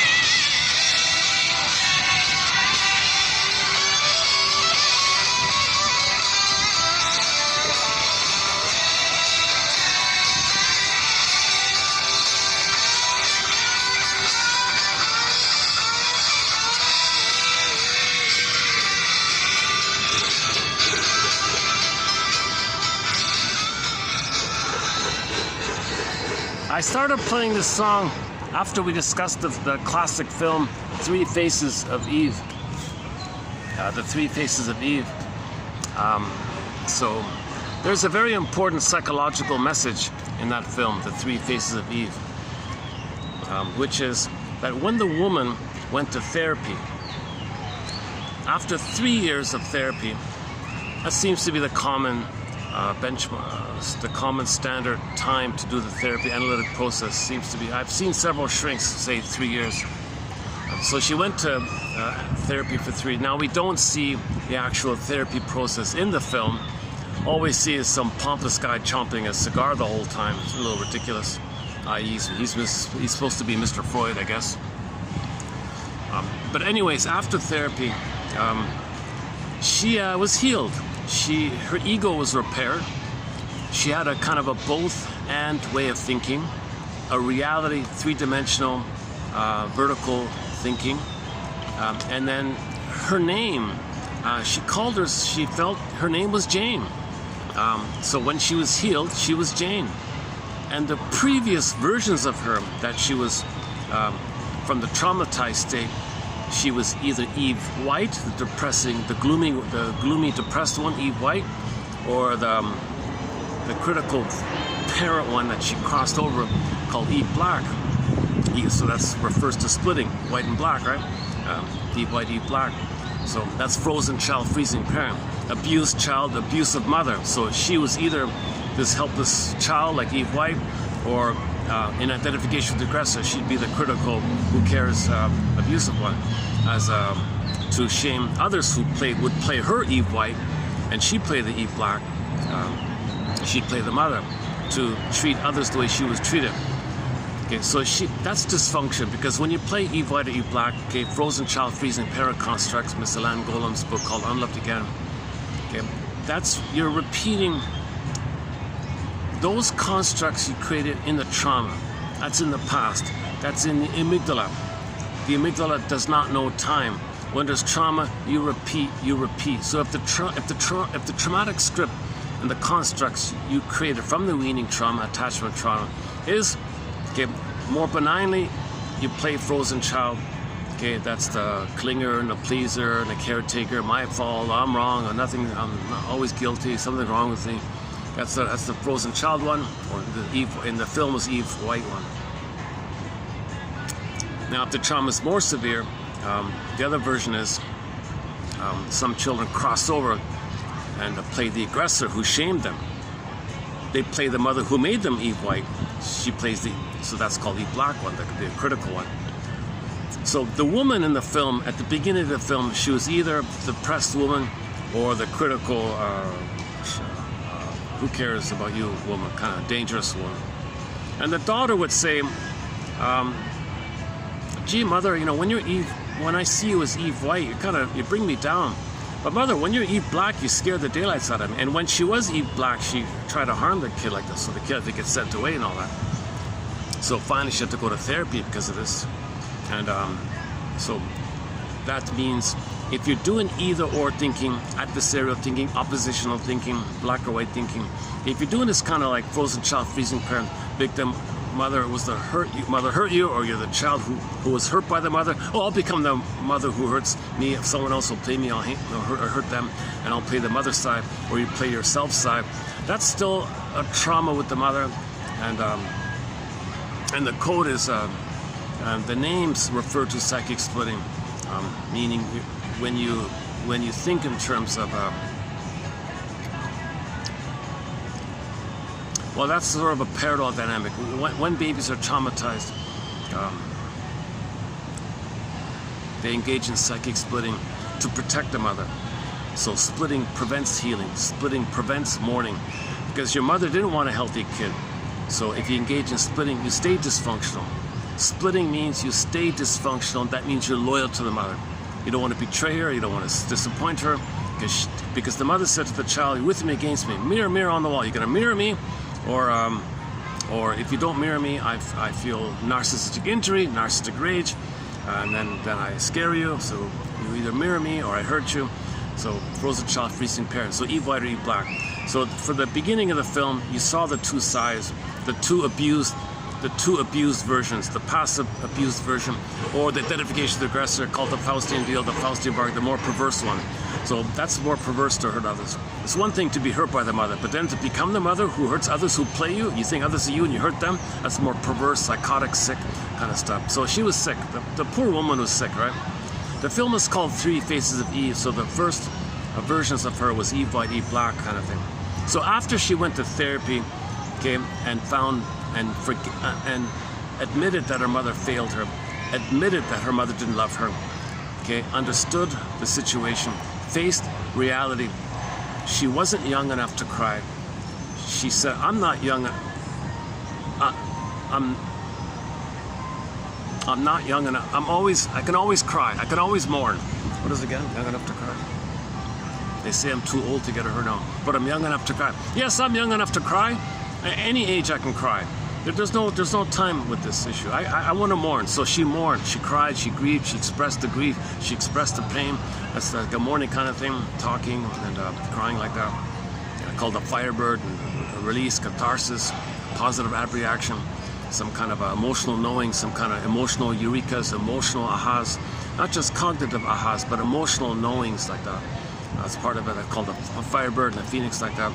So as you get the reality that your mother hurt you, okay, then you see her as a person. Then you understand she didn't love you. When you understand and accept the reality that your mother didn't love you, that's going to move towards mourning. Out of the joy for which you pray is 100 tears away. The tears brings up the identity. And then after the identity comes, you need the identity to feel joy. So, like I feel joy, you need an I there. Well, how do you get the I? Well, the sadness brings the I. So she's got to feel sad first. So she did the therapy process. Yeah, she's young enough to cry. Yep. And so this is also known as both and thinking, vertical three-dimensional thinking, broader thinking. Okay, your mother's not a goddess or demon. Okay, psychic splitting, eat white or eat black. So the eat white or eat black refers to psychic splitting. Mother's not a goddess or demon. She's a human who's impaired. She's wounded. She tried to love. Okay, maybe she tried a little bit. She couldn't, but in reality she couldn't. She meant well. She would have if she could have. She couldn't, so she didn't. But she would have. Despite the fact that she couldn't, maybe in some way she tried. That's, you know, in her own roundabout way, she did try to love maybe. But in reality, she was bitter. She was angry. She was impaired. She was angry. She was hurting. So the truth is, you didn't get your needs met. That's a loss. Now you're mourning when you admit that you didn't have a loving mother. That's a huge loss not to have a loving mother. It's a huge loss not to be properly loved. It's a huge loss not to have a proper mother. Come on, that's a major loss not to have a normal, loving, quote-unquote, good enough mother. To have a wicked queen as a mother. That's a huge loss to have a wicked. Many mothers are kind of like the wicked queen. Wicked queen just means narcissistic mother, Jocasta mother, Tantalus mother. Yesterday's topic, Tantalus mother. Jocasta mother means when mothers use the children and thingify the children. Okay, Fairbairn's line is all of this trauma, the source point of all this trauma is that the mother is not treating the baby like a human being. Anytime the mother does not treat her own baby like a human being, all these traumas come from this kind of dynamic. So when you admit that your mother couldn't treat, because she wasn't treated like a human being, she doesn't remember, so she treats her own baby not like a human being in an attempt to remember that she was treated not like a human being, because she's trying to remember. Anyways, you get to the truth that she's impaired, member of Homo Traumacus. Maybe she came from a place that was pillaged and plundered, and she was traumatized by all that, and couldn't feel safe, and the mother had to engage in psychic defenses, so she had to repress and project, and hostile mind, and angry and bitter. She's got a howling man within. She's got to blame the child, and she has the child so she can think the child's her mother, so she can express her anger at the child for her self-protection. So she's going to hurt the child, scapegoat the child. So the mother has a child so she can scapegoat the child to blow off steam, because she's got the howling man going on within like that. So, oh my God, what a mess, right?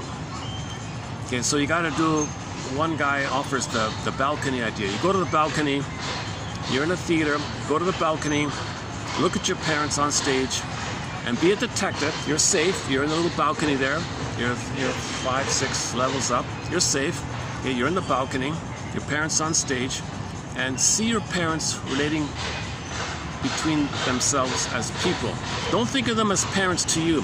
Think of your father as a man relating to your mother as a woman. Now you got a man and a woman relating to each other.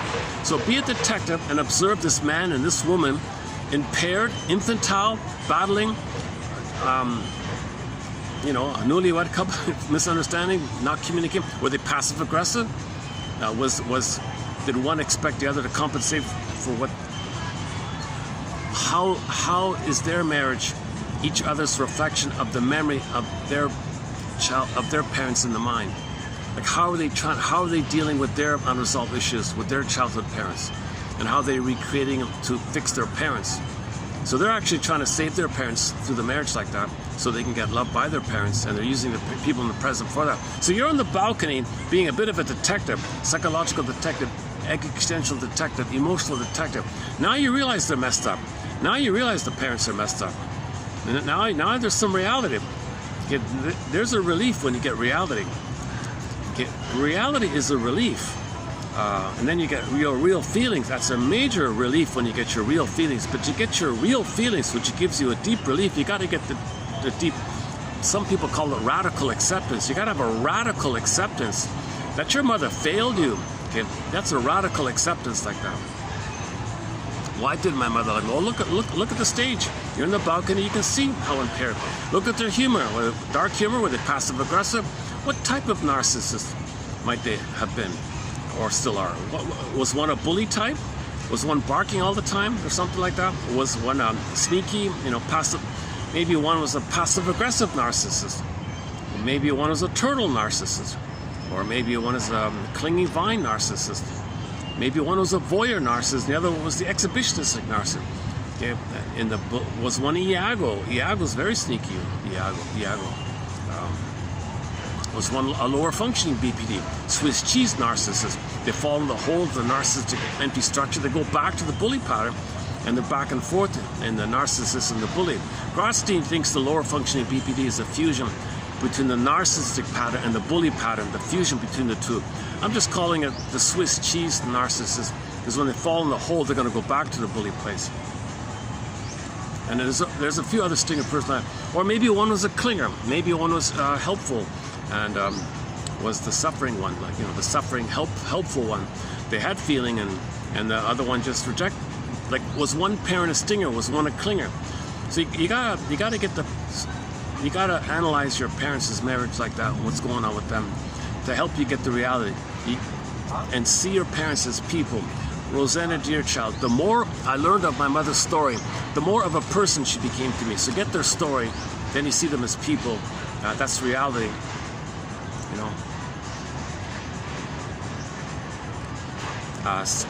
See if you can find out their earliest memories. That might show you sort of a theme going on with them.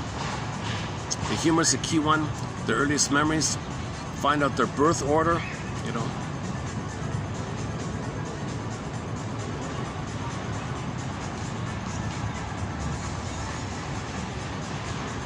Oh, there's another important one. What's the other one?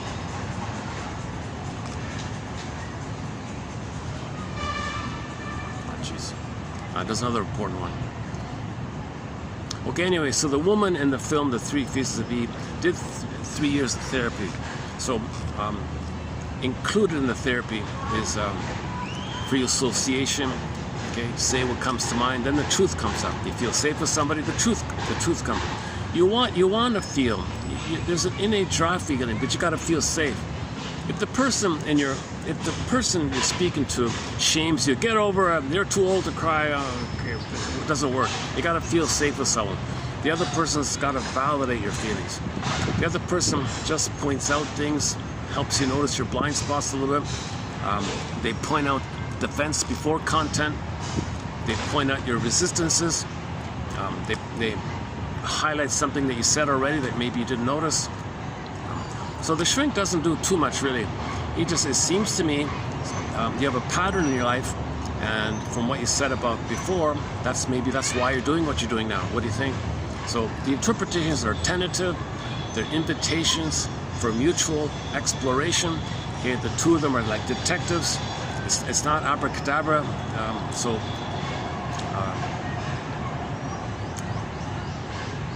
the shrink provides a safe space in the dynamic of two people. That's going to bring up the baby and the mother. It's going to be recreated in the present.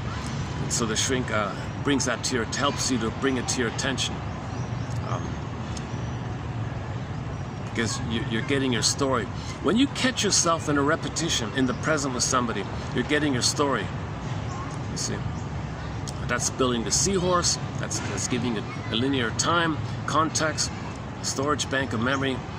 That helps you to distinguish between present and past like that. So you got to see yourself, and you got to catch yourself in a live, here and now example of your pattern. Okay, recently we talked about the film, the I Love Huckabees film.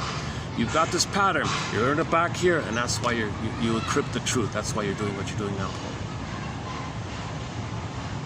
I'm paraphrasing this dynamic by calling it the 3 points interpretation. It's traditionally called total interpretation or complete interpretation. Well, it's got 3 points, so let's just call it new bottle and old wine. 3 points interpretation. New bottle and old wine. 3 points interpretation. You've got this pattern, repetition, compulsion, right? You learned it back. You learned it back. You try to guess the cause, like where you learned it, and that's why you're doing what you're doing now with this person or with me, in the present. He says.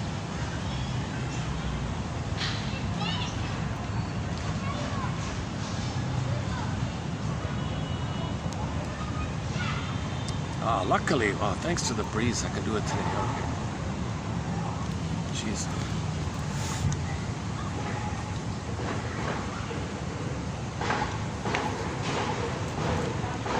Yeah, that's funny.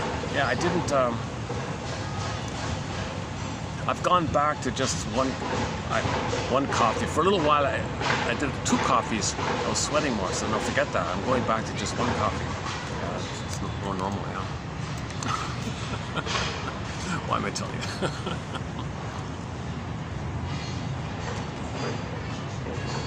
Actually, maybe I can move. No, let's stay here. No, let's stay here. We're okay. Guards say we're okay. All right. I don't really. This is like a last resort to go here because this. They said okay, so.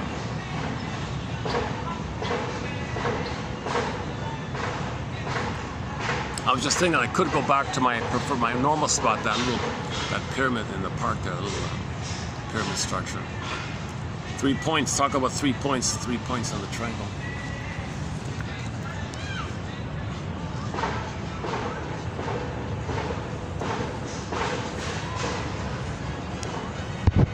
So when she became Jane in the film 3 Faces of Eve, so although the movie's called 3 Faces of Eve, one face of her was Jane, and the other 2 faces were Eve White, Eve Black. So when she became Jane, Eve White and Eve Black were gone, psychosynthesized, and something new came. Jane was the both-and mind that included either or, and something new that includes things. Either or is psychic splitting. Both and, if you got both and, you don't do psychic splitting. So you graduate from the paranoid mode to the depressive mode. Okay? It doesn't mean depression, it just means you're wise, you're sadder but wiser, like that. But in splitting, you're delusional. Who cares? My greedy, your greedy. You don't feel no empathy. You Schadenfreude, no empathy, no feeling.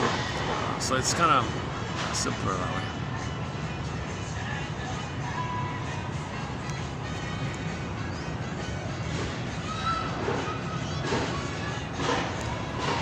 And the daughter in that film, Mother, please, I love it when you're Jane. Mother, this is great, you being Jane. Please, please, stay as Jane, be Jane. Oh, please, Mother, when you're Jane, I feel safe, I feel free, I can be myself, I can learn, I feel creativity, I'm connecting to my interests, I feel free to explore, know myself. Mother, I love it when you're Jane. Mother, please be Jane. Jane, please. When you're Eve White, you bring me down. When you're Eve Black, you scare the daylights out of me. Please be Jane. So Jane is a woman, means the psychic mind. It's a both and mind. Okay, it's a reality ego mind called the adult mind. Okay, the conscious mind, the central ego mind. That's the normal, healthy kind of mind called the Jane. I'm just borrowing the Jane song in reference here. The song Jane has nothing to do with the psychology, but I'm just borrowing the name Jane. Okay, some people think the metaphor of Noah building the ark is that the boat on the water, the boat above the water, a person builds the boat. That means you're building your ego. You're building this ability to be above the water. Because under the water, okay, the ocean is the unconscious. if you're coming from unknown repetitions and you're unknowingly repeating unconscious patterns, unconscious constructs, eat white, eat black, frozen child, freezing parent, okay, clinger, stinger, that's repetition, and it's unknown to you. That's why it's under the water. But if you can get a boat, that means you can bring things up into the air in the light of consciousness. You're making the unconscious conscious, and then you can stay in the reality of the conscious. You know what's going on in the conscious. You're not compulsed by the repetition compulsion of unknown stuff. When something's unknown to you, you're in a compulsion mode. But when you're conscious, now you're reasonable like that. So she became reasonable. The daughter was safe. The daughter could be returned to her because eat white and eat black were gone. And she met a new fellow, and the three of them rode off into the sunset.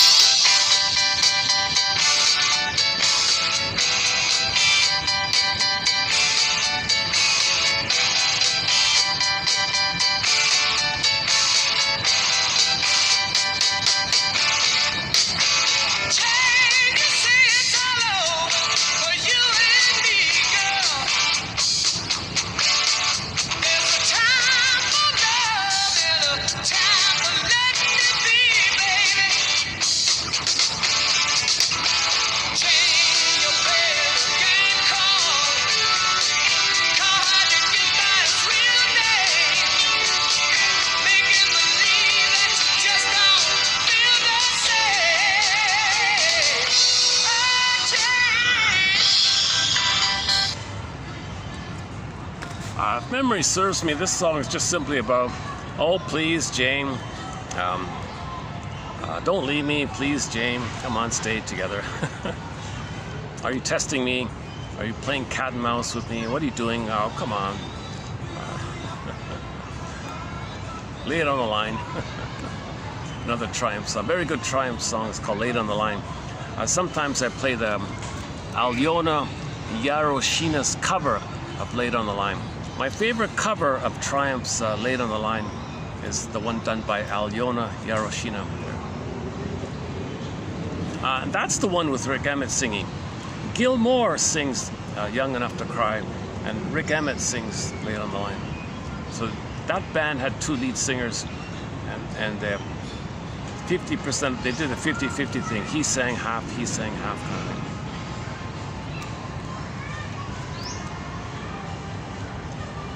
Okay, should we get to today's quotes?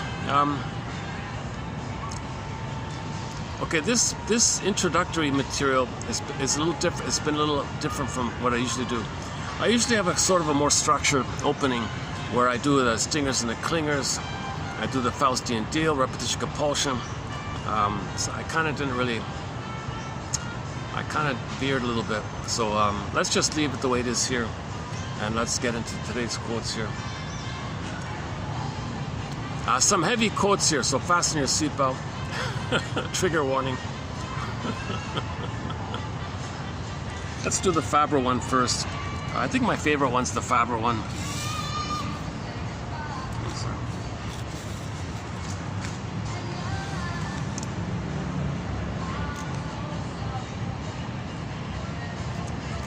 So I think the theme of a lot of his work is how religion and New Age beliefs and other ideas are sort of like reflect our symbolic hope for the missing mother. Weaning trauma. We have weaning trauma. We didn't get the blissful oneness, so you're kind of looking for it all the time. So religion and New Age beliefs may be one way to look for it. Okay. Now, a sidebar here, anytime we mention religion, it's only in the context of when religion is being used as an adjunct or a tool or a branch or an arm of the pillage and plunder system. I'm not talking about from the victim side of it all, so just a little footnote like that. And our opening quote on religion is 1203, and then Mel Faber's 2118 is a good place to start. Then you got the Phantom Placenta one by Damas, and there's a lot of material there. But whenever I do start with the religion one, it's always linked with the pillage. The prejudice and the religion and the pillage are kind of linked like that. But so in this example, it's something new to me. Apparently, in the New Age community, I'm not familiar with that too much.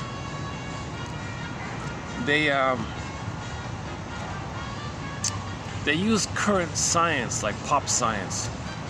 So now there's sort of like a popular science, like quantum physics and New Age. You know, I don't even know myself what it is. But he argues that when New Age people pull in ideas from, you know, the cosmos and universe and things like that, really, it's just code for your fantasy that you're still with the mother. Your mother will see you. Your mother will soothe you. Your mother will be there for you. You'll be changed and transformed because when the baby's nursing, he's growing, he's transforming, he's developing like that. That breast experience is frozen, so you couldn't be transformed. You couldn't develop and grow and be transformed like that. So that's unresolved. So the breast is called a transformative object. Well, you look for substitute transformative objects, and so you know. So let's just read his quote here. Yeah, he does it. This is the one here. Doing okay here? Okay, let's go. Just as a transformational cosmos. So I'm kind of skipping a little bit out of context. I haven't read the build up to it. So I'm assuming a little bit that when in the New Age lectures or whatever, I guess they're saying, you know, the universe, cosmos, things are changing, developing, things are evolving, and you're a part of it.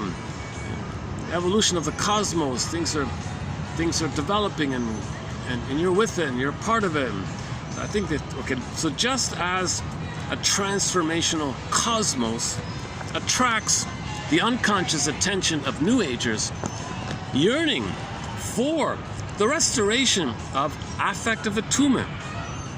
See, babies need attunement, reverie, attunement, where the mother understands the signals. The mother gets what the baby's going through, what the baby needs. She's attuned, like same tune, like same notes, like the same track.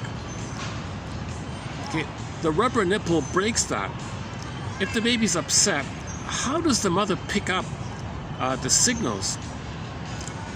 If she's holding a plastic bottle, the baby senses nerves to the rubber nipple. It's dead there. So there's no attunement like that. Normally, the mucosal nerves in the baby while he's suckling link up, touch the nerves in the nipple to the breast to the mother, and the mother picks it up. There's a cable there.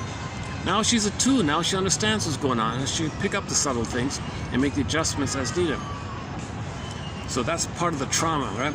That babies need emotional attunement, called affective attunement. Again, just as a transformational cosmos attracts the unconscious attention of New Agers, yearning, constant craving, yearning, play the Katie Lang, yearning, craving, yearning, constant craving, constant yearning. Where is it? Well, she's looking for the attunement with the breast. Yearning, where's the perfect symbiosis? Where's the merging? Where's the fusion? Where's the transformational breast mother object? Where's the attunement? Where's the oneness? Where's the blissful oneness? Okay, the symbiosis. Just as a transformational, the cosmos attracts the unconscious attention of New Agers, yearning for the restoration of affective attunement, so does a transformative cosmos attract the unconscious attention of New Agers seeking to restore the transformational object to their lives. Okay, so we're missing the transformational object, meaning the breast. Okay, if the bottle was used, it's gone, right? If premature weaning, it's gone. Or a mother was feeding in an abusive way, it's gone. So we're looking for the positive breast experience, called the transformational object. So the gambit of New Age speakers or whatever, I guess. Oh, in the cosmos, there's a transformational cosmos up there. That's the good breast up there. Do you like it? Oh, there's a good breast in the sky. Now, don't say the word good breast in the sky. Oh, the universe knows you. It loves you. It's there for you. Describe the universe as the good breast. Oh, really? It knows you. It sees you. It's powerful. It'll heal you. Really? Well, I'm looking for the good breast. Yeah, I found it. I found it. The phantom breast is in the sky. The missing placenta, you were traumatized in the uterus. I found the phantom placenta. The placenta is in the sky. Oh, really? So the placenta is transformational, right? You're growing and developing when the baby's relating to the placenta through the cord. He's growing and transforming and developing. He gets born, he's transforming. The transformational cosmos of New Age physics unconsciously projects the before separation world, right, the oneness, in two of its most compelling psychological aspects. Okay, one, the transformational ministrations of the caregiver, and two, the primal gratification and security such administrations induce in the unborn child. In this way, the great hologrammama, what again? In this way, the great hologrammama, the great hologram, the universe. I don't know what they're saying. I don't know what these science New Age people are saying. I don't think they call it the great hologrammama.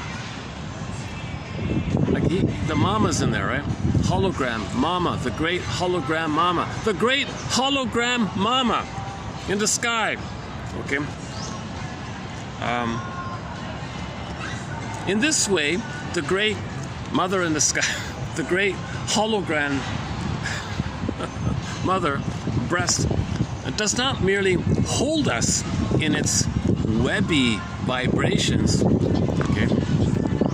It does not merely protect us from the abyss of separation and non-attachment. Okay, in weaning trauma, the orthoplasmus core gets pulled down.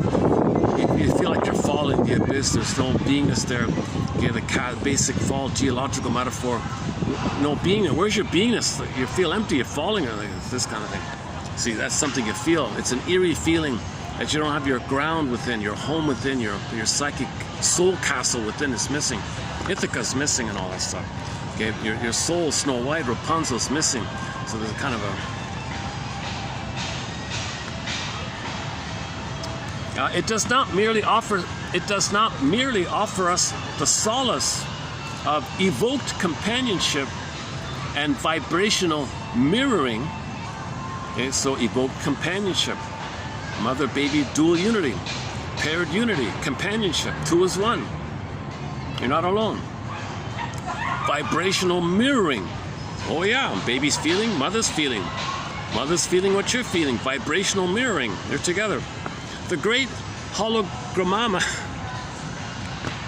the great hologram mother in the sky, the great hologram breast in the sky, the universe, the cosmos as the great hologram breast in the sky also returns us effectively to the oceanic environment of infancy. Okay, now you're in the blissful oceanic feeling, oceanic oneness, oceanic bliss, oceanic ecstasy even, one guy calls it, in which the mother's transformational behaviors continually change the infant's discomfort into pleasure or relief. That's what the breast does, right? Baby's distressed, mother picks it up, she makes the adjustment.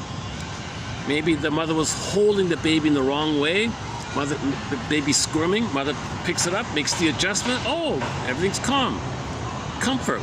Baby's distressed, mother soothes the baby. Baby's upset, mother soothes, calms. Okay, that's missing. Mother was impaired, she's drunk or something. Okay, she's watching TV, she's smoking, she's out of it, right? So now you look for it. Oh, the hologram cosmos mom in the sky. In the lectures, in the scientific jargon, you fantasize it, okay, and then believe it, your fantasy, amp up your fantasy, make it a belief. Because if your need is so great, you're going to believe it, right? So depending on how much pain there is, the more belief there is. So then you take your fantasy and crank up your fantasy to a belief because you need it so much. You got to believe it. So you make a belief in correspondence to your deep unmet need. You make a belief for that. Now you believe, oh yeah, the cosmos, the hologram cosmos universe breast up there, it's going to soothe me. It's going to see me. It's going to calm me. I'm going to grow together with it. We're going to evolve together with it. Simply to read of a transformational cosmos. You know, I don't know what, okay, yeah. So obviously there's books on this topic. People can go to the New Age section of a bookstore or go to a New Age bookstore that specialize in all these books about the transformational cosmos. Simply to read of this fantasy, simply to contemplate a macrocosm in which evolution is continually going forward and taking us with it. You're part of the universe. The universe is growing and developing. You're growing and developing. The universe is sorting itself out. You're going to be sorted out. Is to get a significant, quote, hit. Like a drug hit, like a hit, like, oh, wow. Like a blissful, when you fantasize oneness, you get like that. Babies get a blissful oneness. So if you create ideas in the present, that might trigger the blissful one. That's the hit idea. Opiate of the people, right? It's the same idea. So he's describing this in the same way of religion in many cases. Is to get a significant quote-unquote hit in the part of the self that longs to reconnect with the object.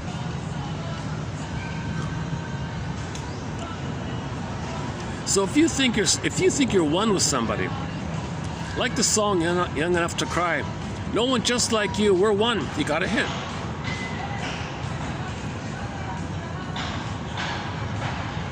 Longs to reconnect with the object. So when there's trauma, we live with the unconscious hope to reconnect with the missing object to get our needs met. Transformation is occurring all around us, claim the New Age cosmologists, whoever they are. Maybe they're the psychics or something. Maybe he's talking about the psychics. It's everywhere. The very universe is transformative. We can't evade evolution and change. All of this says to the unconscious of the reader or contemplator, quote, relax. Thank you for buying my book. Thank you for paying top dollar for my book. Relax, you can now relax. The transformational object of infancy is still at hand. You are not entirely disconnected from the early period. Indeed, you are about to re-experience the delicious kind of change that you knew on a regular basis in the foundational past. The universe has the power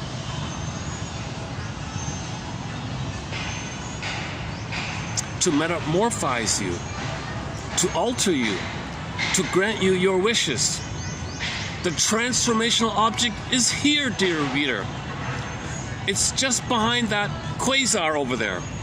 That shimmering galaxy, unquote. This is the unconscious message that inheres in the New Age version of the cosmos. This is what the pages and the sages are suggesting. This, drum roll please, conclusion, this is the hook in the New Age use of modern science. So you take little scientific ideas, hook into it, pull it in, use it to touch into your fantasies, distort the little crumbs of scientific knowledge, elaborate it on, but to hook it to appeal to people's unmet needs for the good breast, transforming, growing, developing, soothing, and all that. Yeah, just like an same stuff with advertising. Advertising does that with products. So this is a kind of a product, similar idea with the product, right? And most religious things are like this too.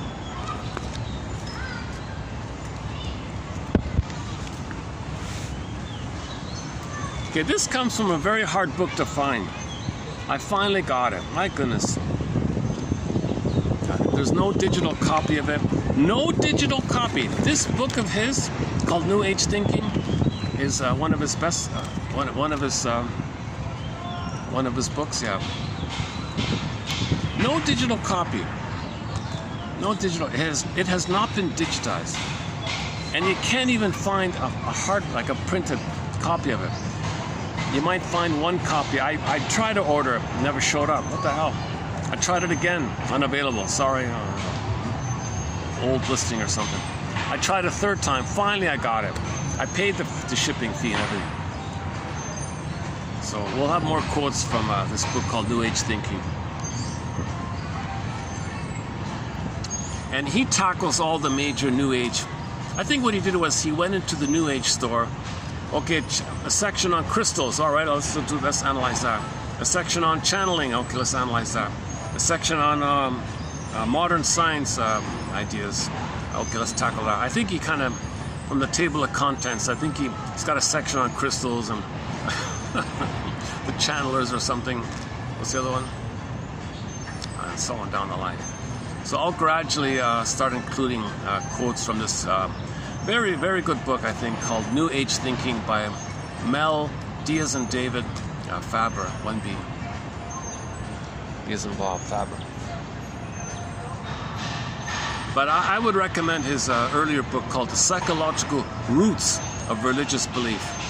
That's available. That's been digitized. Ironically, you can get that one. That's a good one. And we did post some excellent quotes from that book already in our collection. So you can find some of the best quotes from that book of his in our collection here. It used to be that you can, in the search engine on YouTube, now they took that out, so you won't find it. So you really need to, for the price of you know what, get a copy of 1001 Windmills of the Mind and look around for it. I don't have all the bells and whistles. Like I don't even have a proper table of contents. I've just got, just got to get the quote, the content first. Later on, we'll kind of dot the I's and cross the T's, kind of.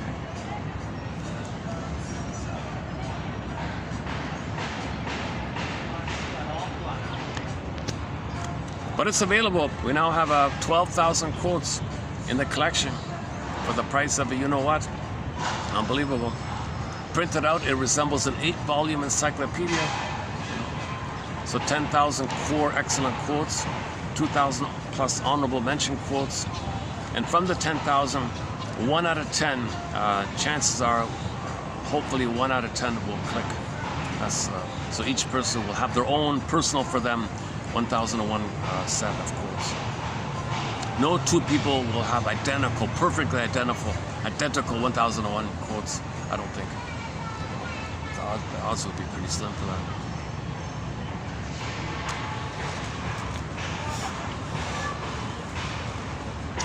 So just apply this very quote to advertising. Just advertise your products in the same way.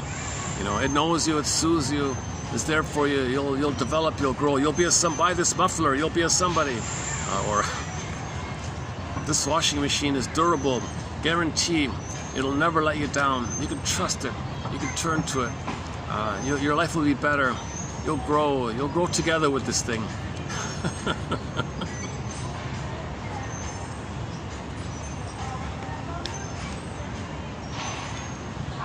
And he thinks like things like crystals and stuff like that. It's also about sort of in a similar issue. Missing symbiosis, missing oneness, missing fusion. So these things are just reflect our ongoing attempt for us to know that we didn't get the blissful oneness. When the baby's removed from the mother, the blissful oneness is broken, crash. Okay? Birth trauma. If there's birth trauma, oh my God, we spend the rest of our lives constant craving, searching for it. Yeah, that's one of the quotes from the classic TV show Route 66, the third one down. If you go to TQ 2599, the third one down about the birth trauma, that's that one's in there. We're all survivors from birth trauma, right? Now, we're all wounded at birth, basically. You spend the rest of your life trying to regain your self-esteem, you said.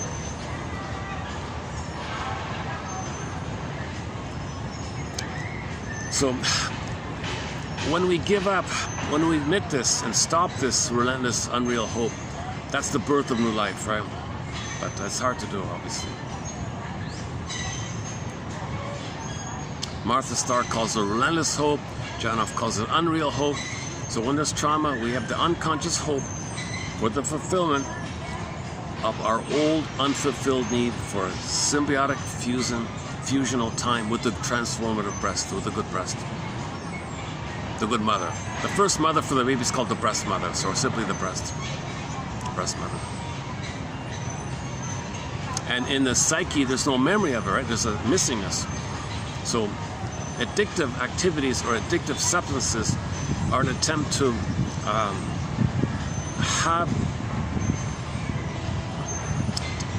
have not an empty breast image. You want a real breast image in there, so you're addictively grabbing. Now you're on the hedonic treadmill because it's empty. No symbol of mother is actual mother in the past. The present is in the past. No cookie, no ice cream is the mother's sweetness in the past. So you're skipping around like this. Now entering the self-devouring society, rabbit is up to tricks, insatiable greed, oral greed. Now we're gobbling the planet, trying to get the breast.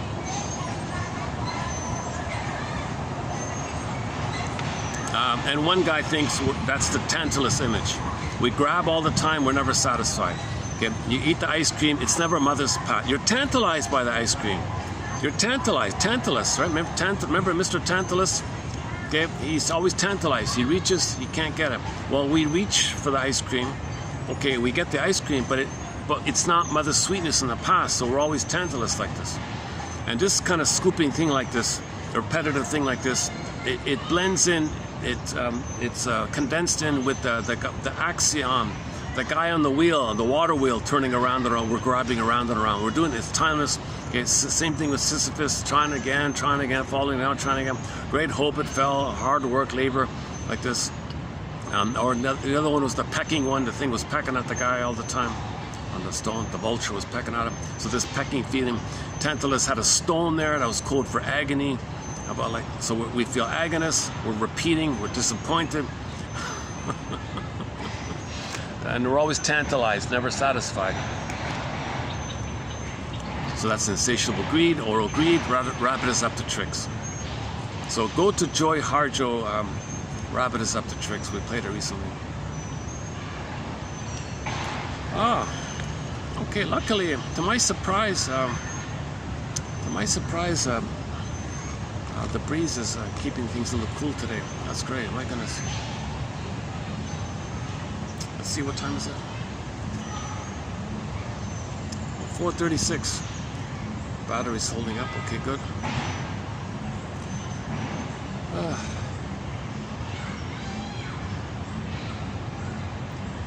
I'm wondering if we should just stay here. Let me just stretch my legs for a minute. Let's play another song, and we'll continue with the next quotes. We got more tough quotes coming. Stay tuned. Let me just stretch my legs for a minute. Let's play another song.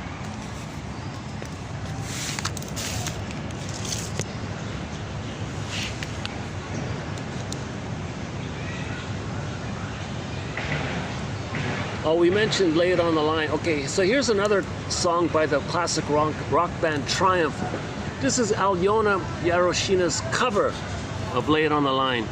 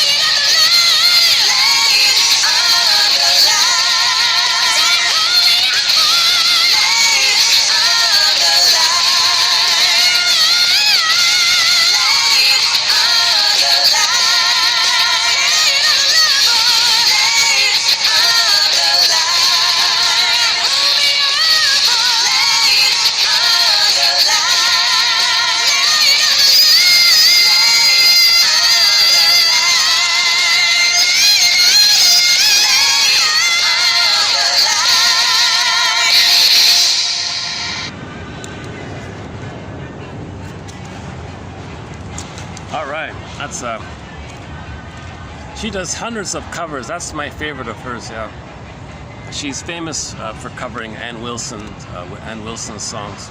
Actually, she does one good cover of one of Steve Perry's songs. I forgot which one. Okay, let's do the next one here. Okay, substitute gratifications can never satisfy, fueling the repetition compulsion. So there's the hedonic treadmill again. So when there's trauma, we repeat. So you're searching for something, but it can't satisfy. The trauma's still there, so you repeat. So you search for something symbolic of mother, it doesn't satisfy it because the symbol isn't mother, but the trauma's still there. The trauma's unprocessed, the trauma's unidentified, unresolved. When there's trauma, we repeat. So you're gonna grab, it doesn't, the thing you buy in the present, the material, the money you get, it doesn't translate to a magical time machine appearing where you go back in the past and get mother's love. It's just symbolic of what was missing. Again, when there's trauma, we have the compulsion to repeat. Repetition. Oh, hi there. Hi. Good to see you again. Yeah. Hi.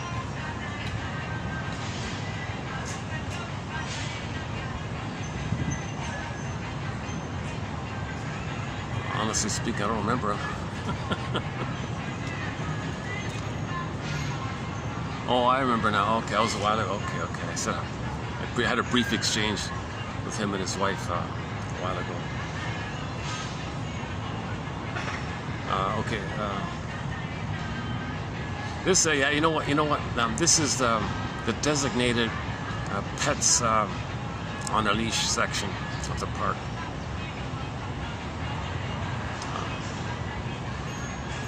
I hope he doesn't.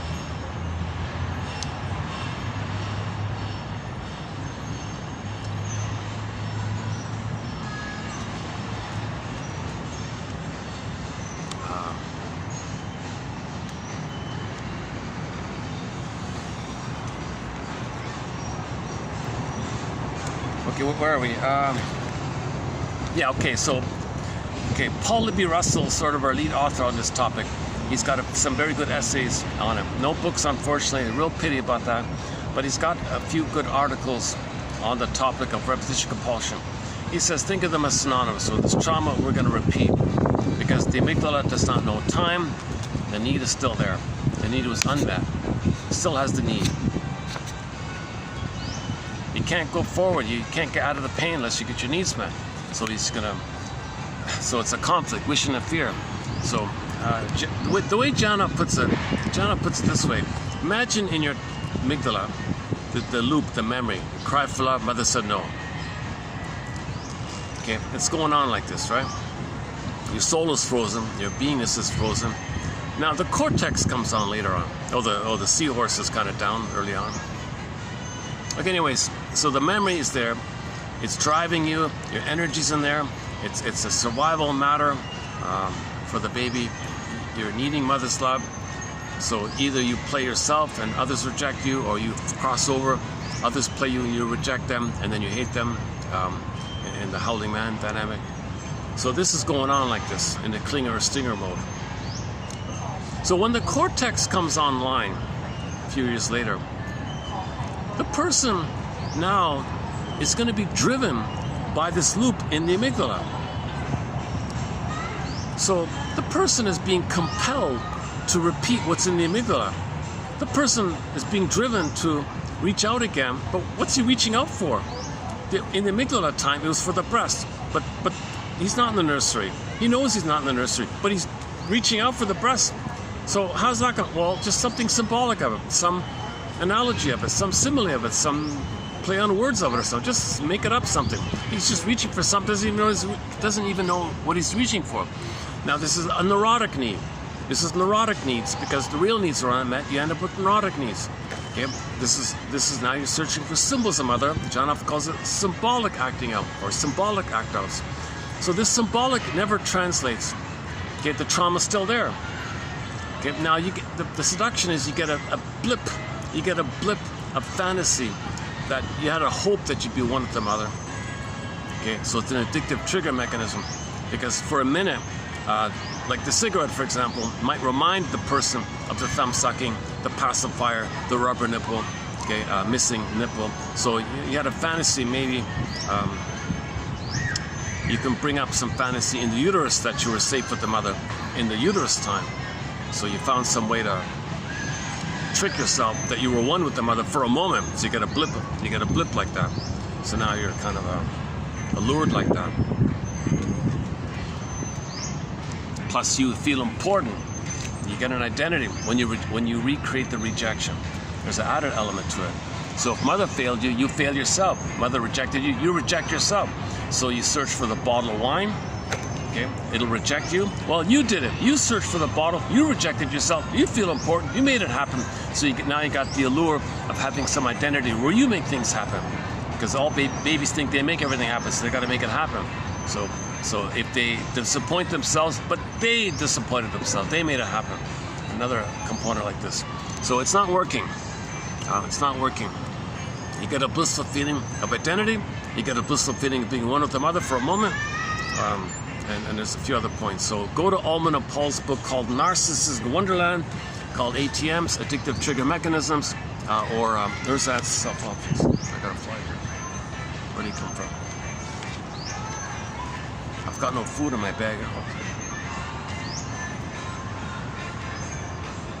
Oh, yes, oh, I do actually. What am I talking about? Okay. Oh, no, look at that. That's the third one in a row. They're playing some really ingrained negative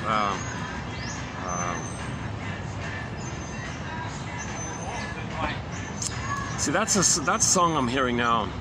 I just realized it's a negative subliminal message.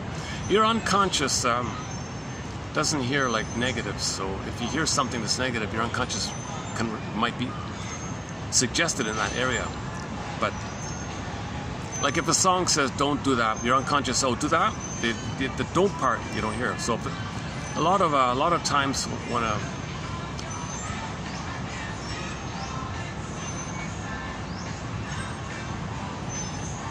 let's just say it's a sadomasochistic kind of song. It doesn't sound consciously too bad, but on an unconscious level, he's promoting. He's saying, the song is saying he feels no good. I was lost with the mother. Weaning trauma, lost again. I reached again, lost, tantalized, Tantalus syndrome, again and again and again. So he's always lost, Keep saying this. I'm disappointed, ouch, the pecking, the wheel, Sisyphus. That song is kind of in that area there. Might be copyrighted. Yeah. This camera picks up these kind of songs. It might get copyrighted. So if you just notice the skip, that's because the camera picked up a copyrighted song in the background. So if you notice any skips in the video, that's the explanation for it, basically. Okay, again, substitute gratifications can never satisfy, thereby fueling the compulsion to repeat. So now you're grabbing, right? Greed, material. So whatever you're consuming or something, it never translates to mother. Now we're not talking about basic needs here, we're talking about the psychological need to get stuff. Mother on top, right? So one recent quote was, the baby was an amateur to get mother's love. Now we're older, now we design all our products as maternal. Mother on top. Every product is presented as a symbol of mother. So you grab, mother on top, so you can gobble all you want.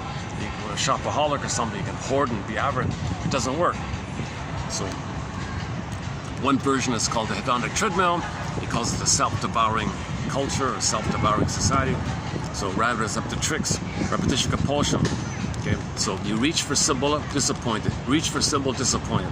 So the emotional eater, the smoker, the drinker, it's similar kind of. For the rest of their life, the child will be compelled to search endlessly for more substitutes, none of which will reproduce the original experience of complete gratification.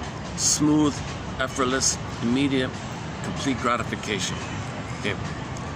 The baby needed to be held comfortably in his mother's bosom, her arms. The milk would flow smoothly, effortlessly, complete satisfaction. Okay, effortlessly, just on time, right on time. No conditions, no frustrations, no fighting with the mother, no drama with the, no soap opera, no soap opera, BPD drama with the mother. Unconditional love. So he didn't get it. This compulsion to repeat generates what Brown calls a neurotic form of history. What he thinks may be behind our progress. I've heard this from other people. Some people think all this materialism that we're creating, it's because the progress is really an attempt to get the good breast. Okay, in Star Trek, it's called the eternal triangle, and we updated the eternal triangle to the eternal weaning trauma problem. So for 6,000 years, we've been trying to get the blissful oneness. So Kirk and the 6,000-year-old man was trying to create a perfect woman to be one with. So they're creating things, inventing spaceships, we're in progress to still get the oneness with the mother. In a fixation on the infantile past, in which fixation on the infantile past produces an unconscious and futile quest to repeat that past in the future. It's futile. So the 6,000-year-old man character in the Star Trek episode entitled Requiem for Methuselah, Season 3, the original, he spent 6,000 years old. He spent 6,000 years of his life. So he was a character that symbolized us in our traumatized state. Requiem, lost his soul. And he was trying to get mother's symbolic mother to get his soul back. We lost the soul, hence the Requiem idea. The sad music for the loss of your soul, in that case. So the 6,000-year-old man, i.e. all of us, we've been dealing with this issue of being ripped away from our mother. Betrayal trauma, abandonment trauma, okay? The cord's supposed to stay. What do you see in the hospital? They remove the cord. So in an earlier video, we had the suggestion that the mother, all these dogs around here, the mother can train a dog. Look, dog, I'm going to bring you to the room. And if somebody's going to remove the cord of the placenta, you charge at him. You protect the baby. Father's out of it. Gynecologist says, in the name of pillage and plunder, we got to murder your baby's soul. Stop it. We got to protect our baby's soul. Dog, you help me. Protect our baby's soul. And hubby, when the dog stops it, you grab the baby and hand him to me. Leave the cord, leave the placenta. I'm just trying to make it dramatic to convey this disturbed thing that we're still doing. Okay, babies are supposed to have what's called a lotus birth. Cord stays, placenta stays, lotus flower, stem, pod. Okay, flower, stem in the water, pod in the water.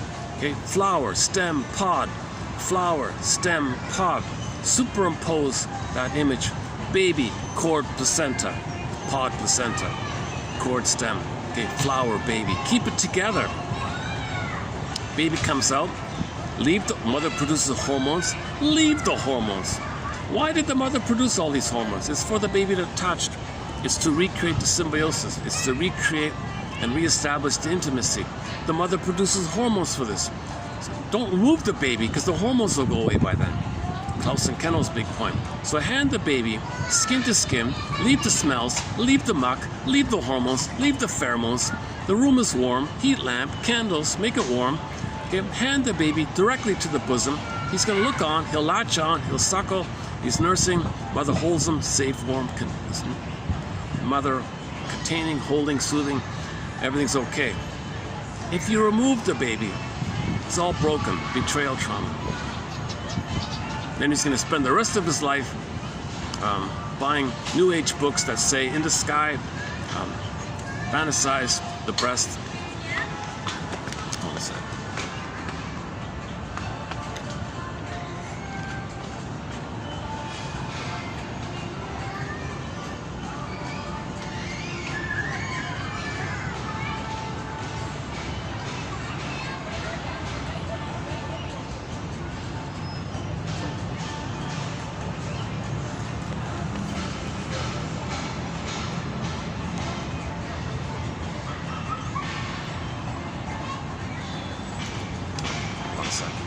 try not to get people in the camera, so I might do this. If people walk behind me, I might turn around a bit.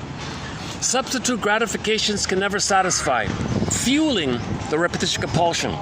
For the rest of their life, the child will be compelled to search endlessly for substitutes. A symbolic mother. None of these substitutes will reproduce the needed original experience of effortless, immediate, and complete soothing gratification.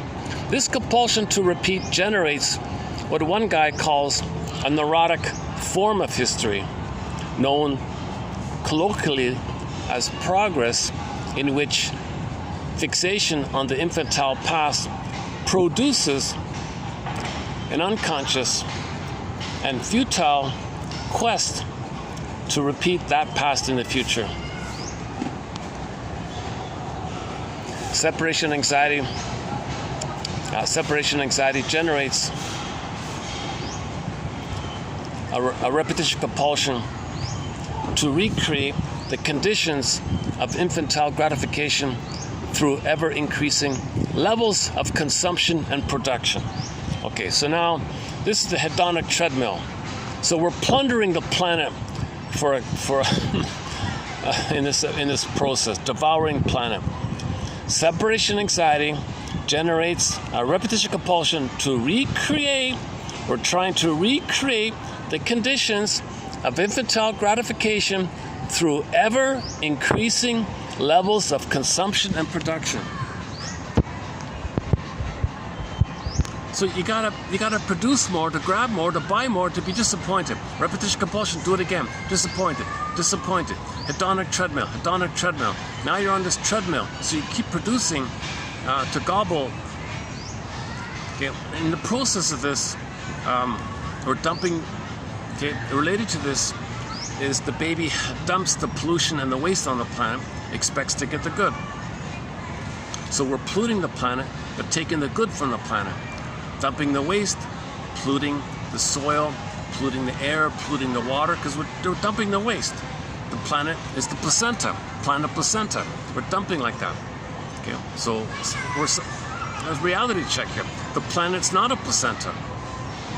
If you dump 10 billion tons of plastic into the ocean, fish will show up dead on the shore. Okay, seals and dolphins and tuna and whales are showing up, and all scores of fish are showing up dead on the shore. Reality check here. The planet cannot process and digest 10 billion tons of plastic into the ocean like that. But we're acting symbolically that the planet placenta, phantom placenta, the planet's the missing placenta.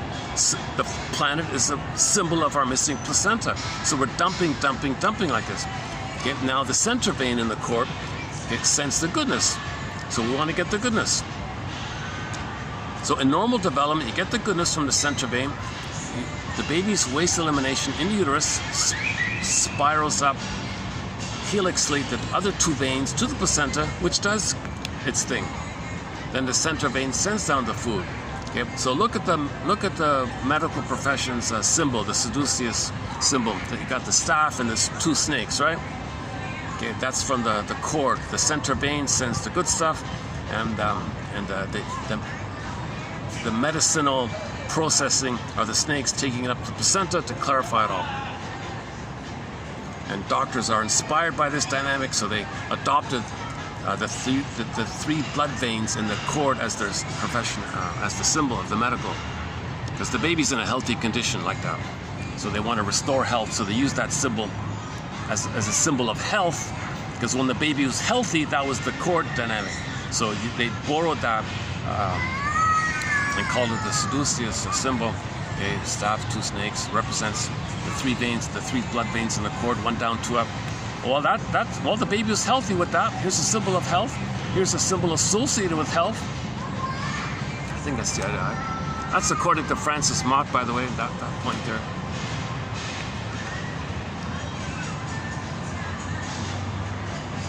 So we can't stop, right? So that's, okay, then carries over to the breastfeeding. The baby gets the milk and the soothing and the sweetness and the love, okay, effortless, flows, what was it again? Effortless, immediate, complete satisfaction. Okay, baby's needs met on time, right on time. goodness, milk, nutrients, smooth. Mother understands the baby. That's a goodness. Mother's empathy for the baby. That's a goodness. Okay, mother picks up the cues, thinks about it, reflects on it, goes, I get it, makes the adjustment. Mother's present for the baby. Mother accepts the baby. Mother soothes the baby. Mother's there for the baby. Mother's present to the baby. That's receiving like that. Baby's distress, baby's angers, baby's frustration, baby's worries, goes to the mother. Mother, okay, I got it. Does what mother thinks about it, processes it, handles it, and sends down the love. So baby sends the waste, baby gets the goodness. So it continues like in the uterus kind of thing.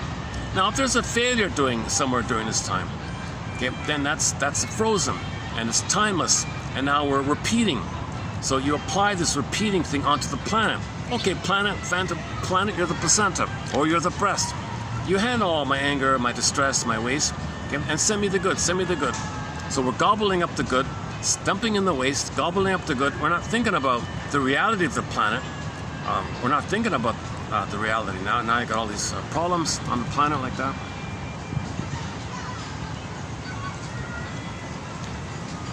Okay, so we're dumping the waste. In our greed, we destroy the soil to get more quickly or something.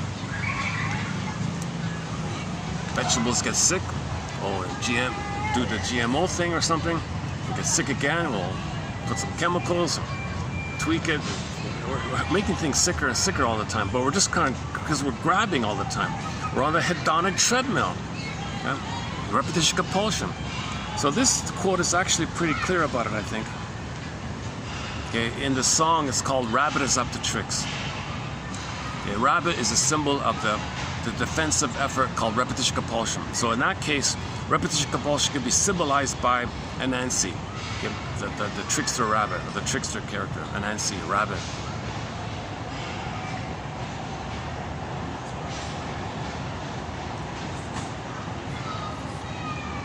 Okay, 2 tough quotes, eh? Okay, should we do the third one? How are we doing here?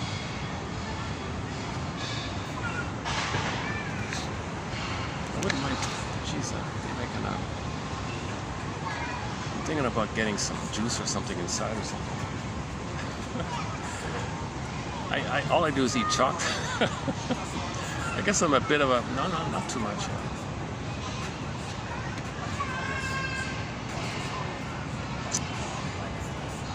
You know, it's funny. I think I can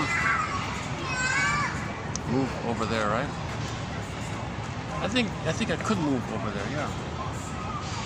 Might be nice to change the environment a little bit.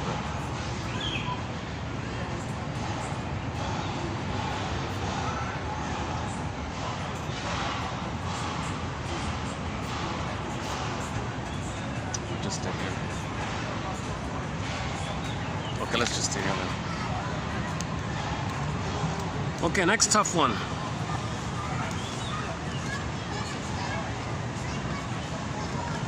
Maybe I should do this in 2 parts or something. Okay, now let's get through it. I can always review it in the next video.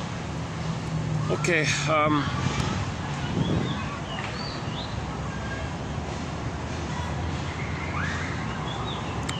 Okay, let's just keep it simple here. Somebody with the bully pattern, let's just keep it simple. Somebody with the bully pattern, okay?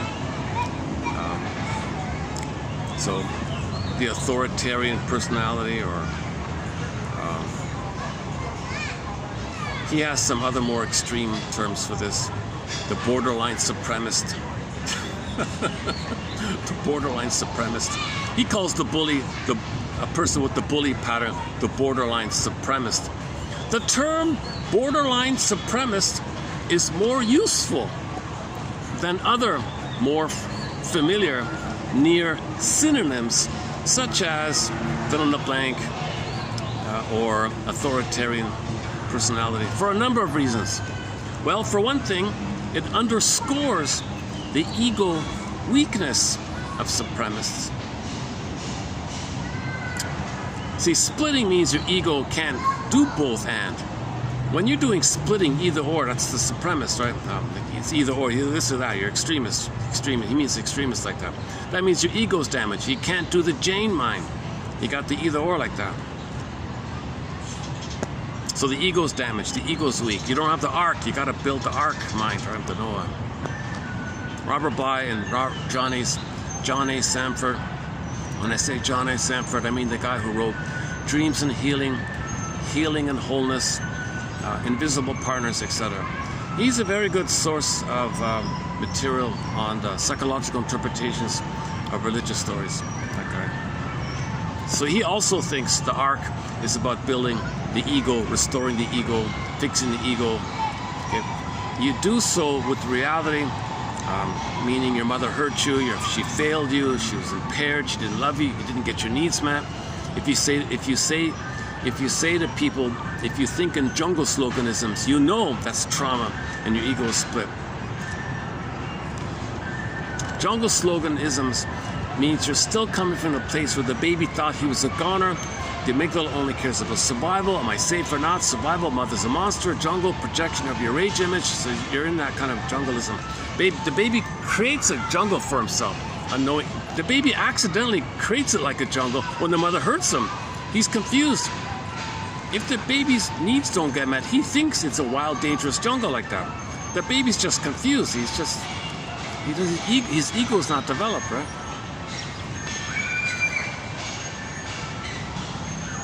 So the baby's frozen with this jungleism mentality.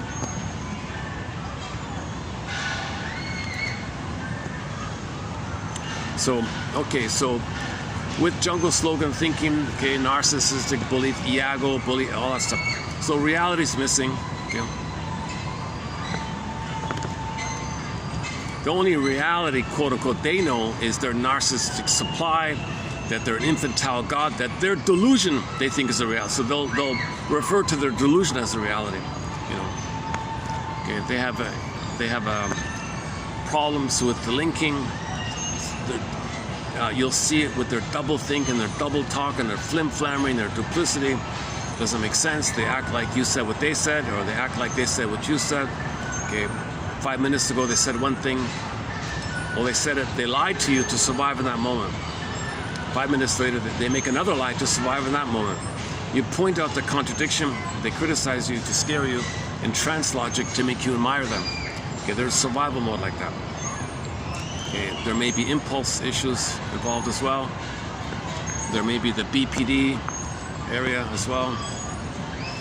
Okay, so these extremists, okay, jungle slogan types, are largely immune to argument. Oh yeah, you can't reason with them, forget it. Right? If all they have is the magic mirror in the mind, survival, duplicity, flim-flammery, they can't free associate, they can't make an I statement, they can't touch a feeling, because the feelings are frozen and they're in the amygdala area. The amygdala area. For example, in the amygdala area, if something in the present is unknown to them, a little thing they don't know, what's that? Okay, that triggers the image they made of their rage when the mother hurt them. That image is a scary, alienish, scary entity. They have this image in there, unconscious fantasy. Know yourself, know your fantasies. So when the mother's unknown to the baby, she's a monster, okay? Now in the present, fast forward, if the person's triggered by something unknown to them, that brings up the fantasy. Then they transfer that fantasy image onto the person in the present who's simply unknown to them. A benign, unknown little thing. They don't care about reality because they already projected the image like that. So go to the film called Bob and His Enlarged Amygdala. Okay, his son was at college and he brought home his girlfriend, a pretty girl from another country. Bob freaked out. Unknown. Hey, unknown. You're a different language or something. You speak a different language or something, don't you? Unknown. Click, click, click. Okay, in his unprocessed trauma, he's got an image of his rage at the mother. That image is some scary thing. He transferred the image, a scary thing, and put her onto the girl, his potential daughter-in-law, saying all these absurd, ridiculous things. The wife was very embarrassed. Man, you're psychotic or something. Take him to the hospital. He had to go to the hospital, literally, get an brain operation. Well, it's not supposed to be a literal brain operation, but they couldn't show you the therapy process, so they just filled it in like that. But there's meant to be a therapy process, like the Jane film. So instead of the operation, we could borrow at least the idea of the 3-year analytic process with the cigar chomping guy in the film The Three Faces of Eve. Okay, if they're in survival mode, they don't want reason, because they only think in terms of lying and how can they be important. Oh, what was that? Give me a second here. Okay, let's do it this way here. Okay, where are we here? Largely immune to argument because they so successfully compartmentalize. Okay, that's the same thing as psychic splitting. Compartmentalize issues they don't they don't recognize self-contradiction. Yeah, they don't recognize that 5 minutes ago they lied to survive in that moment. 5 minutes later, it's another moment they want to survive in that moment. They don't care about the contradiction. They just want to survive in each moment. In the unconscious, there's no time. So in each moment, they just want to lie to survive because the baby can't show his real feelings. So he's got to lie. A minute later, it's another time. He's got to lie. Who cares about 5 minutes ago? He's just always trying to survive in every moment. So he doesn't care about hypocrisy, duplicity, flim-flammery, self-contradiction. He doesn't care about that stuff. And they tend to lash out at those who disagree or differ from them in any way. Yeah, so if they're different, that's your unknown. My mother was different to me. Now, when the mother is unknown to the baby, the mother's a monster. So in the present, if someone disagrees with them, that's unknown to them, that triggers the amygdala time. And they see the present as the past. Now they're reacting as if they're in the past.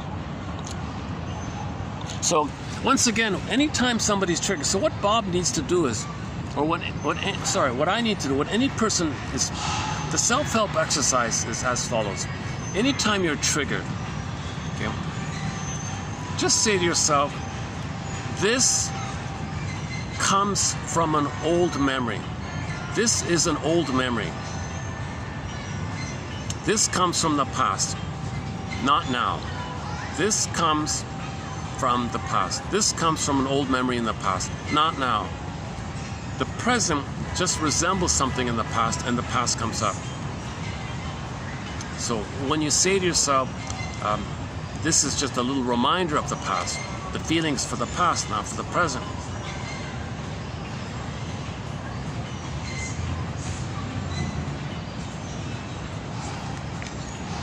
Yeah, so back to the song Young Enough to Cry, when the singer says, oh, you broke my heart in two. No, she left him for another guy, let's say. His heart was already broken into. The pain of the psychic pain. So when you say your heart broken, that's psychic pain, emotional pain. It's a lot of stress, cortisol. The heart's effect, you feel it in the heart, obviously. You physically feel it in the heart when your needs for love are not going to be met, because but anytime there's unrequited issues, or someone doesn't respond to you or disagree with you, or says I disagree with you, or he slights the person, I don't want to talk to you, or anything like that,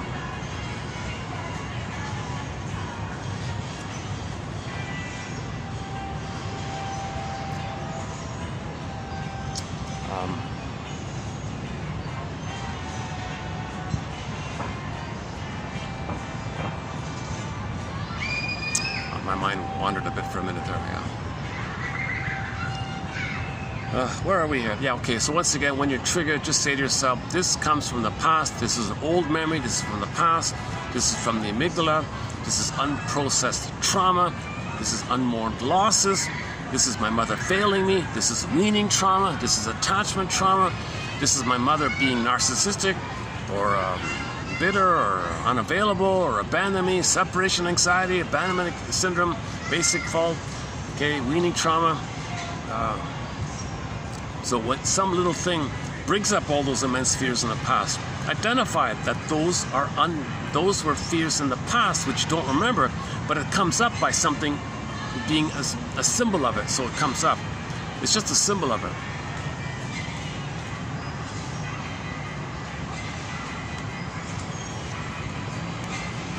Okay.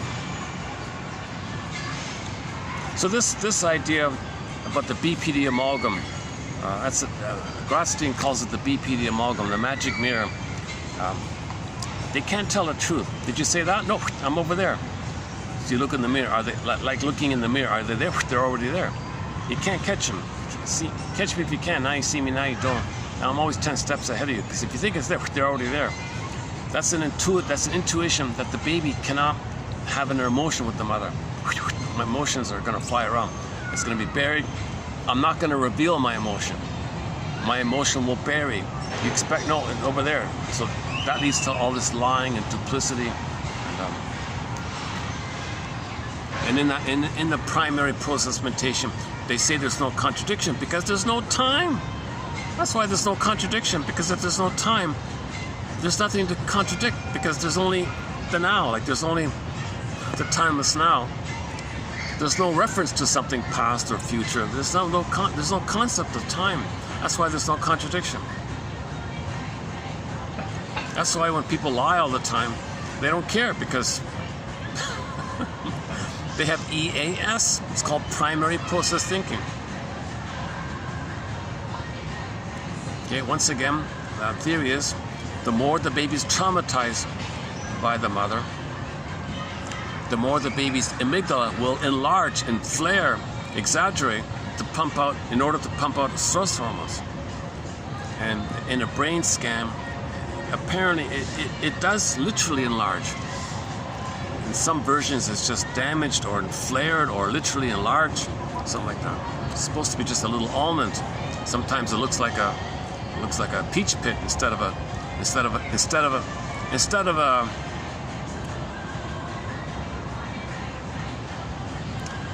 almond pit. Oh, hang on. What am I thinking about? Instead of like a pumpkin seed shape, it's like a peach pit. It's too enlarged or something. Small almond.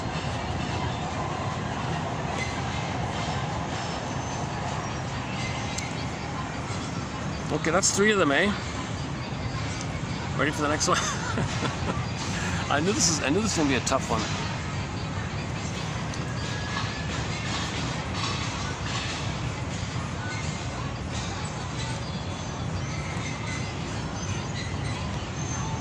Okay, this one's not so bad. Okay, psychologically speaking, we can describe the difference between fantasy and belief as follows. So let's say I have a fantasy, let's say I have a belief. What's the difference? When the observing ego gives its total assent to the fantasy. Okay, so when you let go of your mind to the fantasy poof becomes a belief. So if you lose your mind in the fantasy is so alluring, and you forget about your ego, your conscious ego, your Jane mind, then the fantasy becomes poof, a belief. That's a belief, man, that's a belief. No, it's a fantasy. If you had your ego, the belief would be a fantasy. But why is the ego damaged? Well, there's too much trauma, too much fantasy, too much needs, too much pain, too much needs. So you got more fantasies. The more fantasies, the more pain. The more fantasies, more pain, more pain, more fantasies. And if there's more pain, at some point the fantasies click to a belief.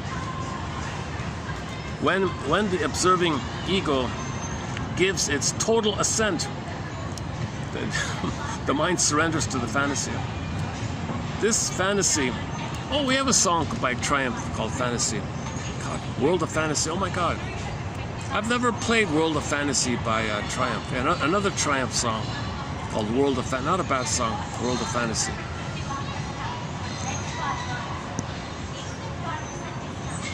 That's off another album, I forgot which one. All right. It takes patience and skill on the part of the analyst to first discover and then convey to the client that a particular fantasy has, in fact, the status of theory or belief. For example, many religions are such symptoms of belief.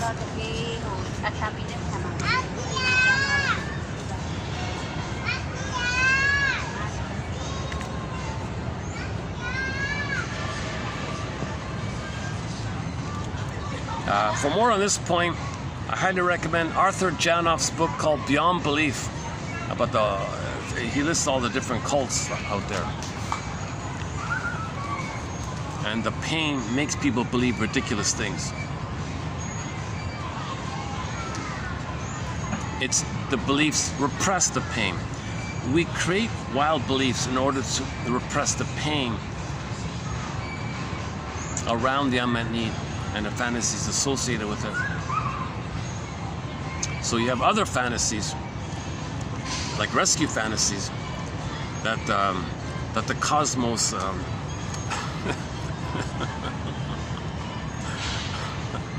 will heal you or something. Some Milky Way in some other galaxy will heal you. Just focus on it, you know. And you need it so much because you got so pain, so you need it so much. If you need it so much and you got so much pain, surrender to the fantasy. I believe it. That like stamps in the fantasy. Now you have a constant source of chemistry. That's why I think that quote is not too bad. The opiate of the religion is the opiate of the people. Right? Seems to be a bit like that.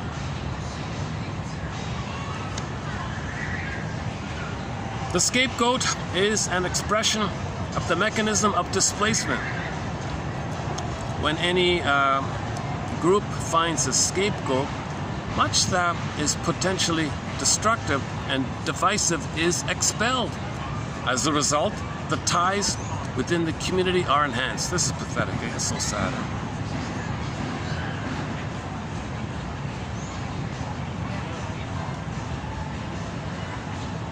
So imagine a company. Imagine there's a company out there, and the regulars pick on someone and push them out. They all unite under this guilty crime. They unite. They're united. They feel stronger. They're a group. They scapegoat somebody. Their anger, their fears, put on the scapegoat, make them go away. All they did was repress. They didn't heal anything. They just made their pain they just buried their pain. So scapegoating is to bury your pain. So if they scapegoat, what's his name? D. Rivera Miguel. We have a book called The Unified Theory of... there's a little book, like a pamphlet, called The Unified Theory of... Was it Gangstock? He said that roughly 10% of... he reported some survey where 1 out of 10 people were targeted by the others in the department or the company or something, and they pushed them out. It was all psychological. The fear and incompetence. They'd pick on the competent one to drive them out, to protect the incompetency of the ones doing it like that. So they had anxiety about their incompetence. They gang up on the competent one, I think, and they feel better for the moment, but they're still incompetent. But the employer will need them more because the competent one's missing or something. I don't know, stuff like that. Scapegoating, so projection, projective identification, okay, blaming, externalizing, scapegoating, okay, that's all to repress the pain and knowledge that your mother shamed you. You don't want to believe it, so if you see someone else is no good, and if someone else is you that's no good, then there's your mother who hurt you, and you think you take it out. That's just repression. And when you repress, you project. If you scapegoat, you repress. When you repress, you project. So you're not healing like that. So it doesn't work in terms of healing your soul. In fact, you're betraying yourself. Because when you project your soul, you're betraying your soul when you say someone else is your no good soul. If you say someone else is no good, you're not accepting that you feel no good. But your soul is that you feel no good. You're betraying yourself when you engage in prejudice and things like that. The next one here.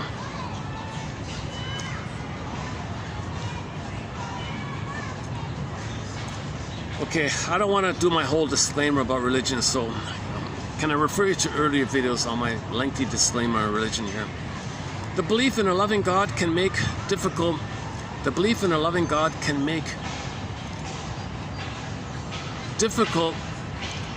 reality bearable and give to those who have not received enough love from parents a chance to create a new source of love. So there's a clue, right? There's a clue. If somebody's obsessed with religious things, why don't they look at that? Why? What's the truth? Was the mother narcissistic? Was she shouting all the time or something? Well, you gotta have a loving mother somewhere. Make it up. Make it as a fantasy. Push the fantasy. Lose your ego. Lose your mind. And poof, there's a belief. Okay, now what about the what? Yeah. So okay. Okay, next one here.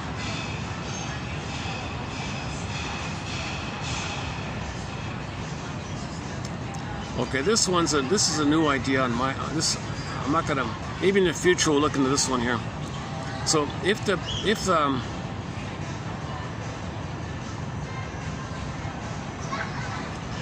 your mother's like, if you're enraged and you create a monster image of your rage at the mother, and you take that monster image of your rage and put it onto the mother, now you think your mother's a scary thing. You displace or project that onto some other thing, and now you want to appease your mother. You want to placate your mother, trying to please your mother, save your mother, cure the mother. So in ancient times, he argues, this is the idea that from very early times, people must have felt that they must give up something dear to them in order to prevent destruction by an envious God, angry God or something. No, your mother is not so angry. Your mother's not so cruel. You were enraged when your needs were not met. That rage made a picture of an angry monster. That's all it is. So now you project that angry monster one onto the sky. Let's say there's a devilish thing, an angry God up or something. Gotta placate, please, please. Well, that's where the baby's at. The baby is trying to get along with the mother. The baby's trying to have a harmonious. The baby needs a harmonious relationship with the breast mother. So he thinks he's in pain. Did he do something wrong? Is he guilty? Is he at fault? Can he make amends? Can he sacrifice? Should he give up something of himself? Should he give up his development to please the mother? Mother says, mirror, mirror on the wall. Okay, mother, I'll try that. So something precious to him, his own soul, he sells his soul. Okay, sacrifice the soul, like the metaphor, sacrifice in old times, the mythology had sacrifice. I don't want to say it because people misunderstand. It's myths and fairy tales are not actual things. So the myths and the pictures and the symbols you see are code for inner dynamics. So the inner dynamic is the baby would sacrifice his soul, okay, to get along with the mother. You see, mother, are you happy? I don't develop. I don't have needs. Does that please you? I sacrifice my needs to please you. So he's sacrificing to please the angry God, right?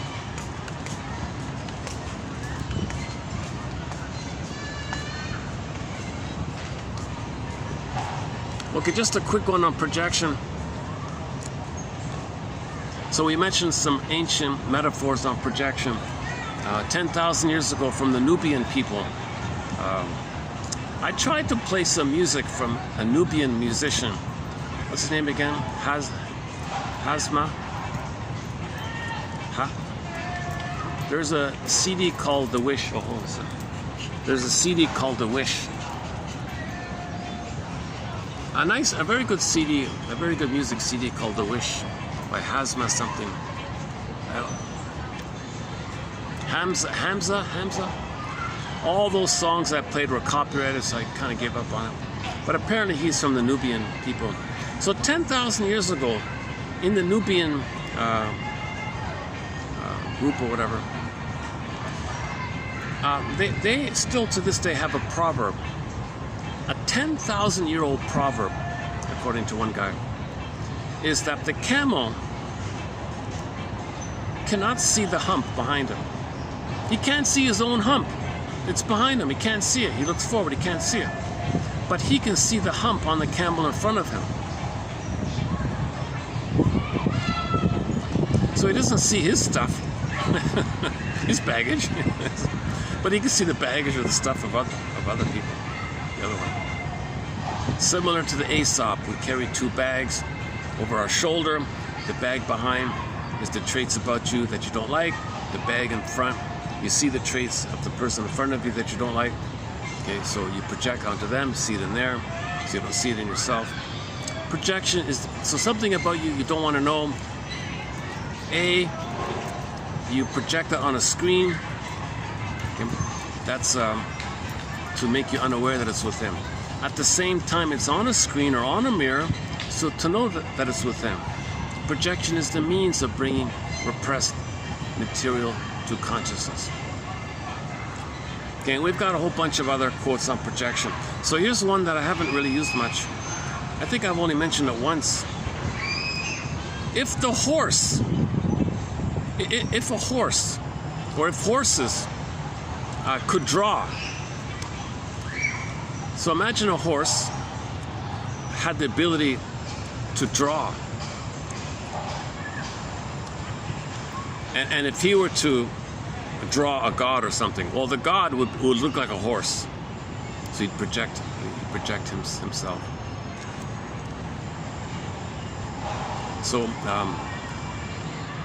So religions as projective systems, in which the gods were created in the image of the worshippers. This idea is much older than Freud, and it goes back to the Greek historian and philosopher Xenophon or something, ancient Greek philosopher, who said, if horses had hands and could draw, if horses could draw with their feet, they would draw the forms of gods like horses. Well, I could put it this way. If the dog just passed by, if the dog could draw, you give the draw a crayon. Give the I'm a little tired here. Give the crayon to the dog. Put a crayon in the paw of the dog. All right, dog.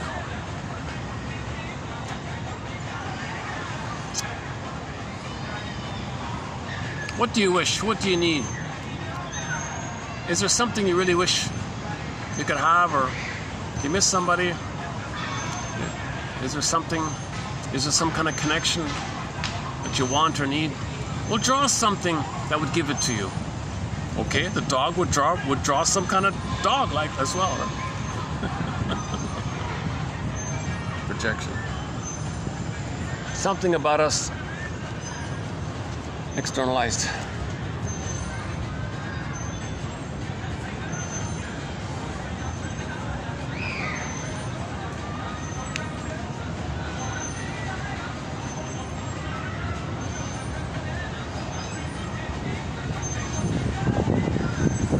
Oh, one last one here. Okay. Cultural narcissism comes about through the transfer of personal overestimation to the group to which one belongs. So if there, there's the dog. Cultural narcissism.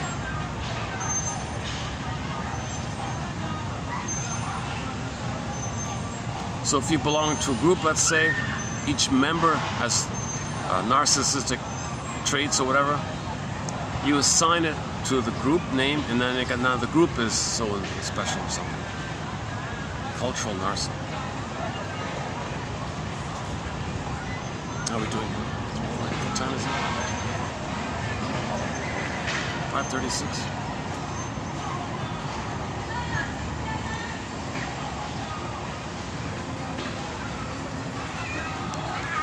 let me just take it. Oh my goodness.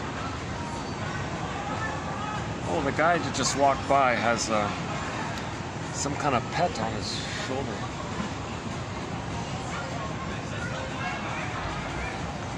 Yeah, sorry, I try not to get people in the camera. Once in a while I pass up.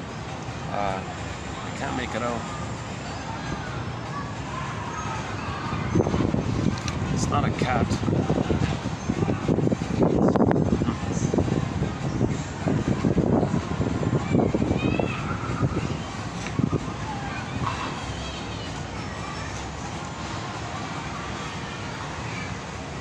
It's not a bird. It's not a reptile.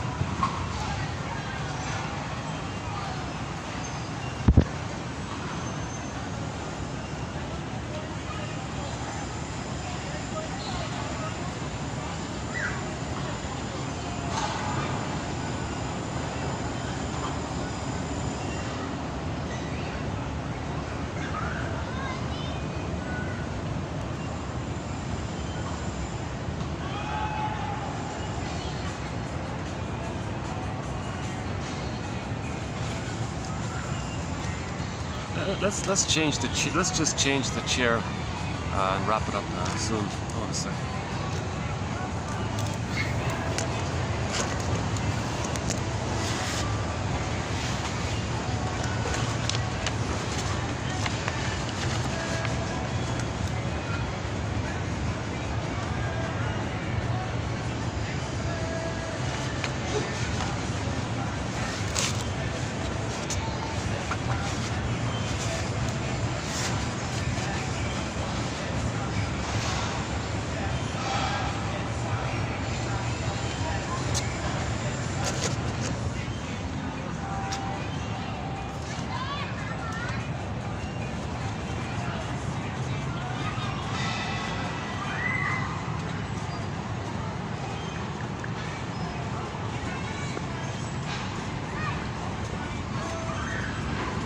Sometimes this place is packed with activities. Look at that, all empty. Oh.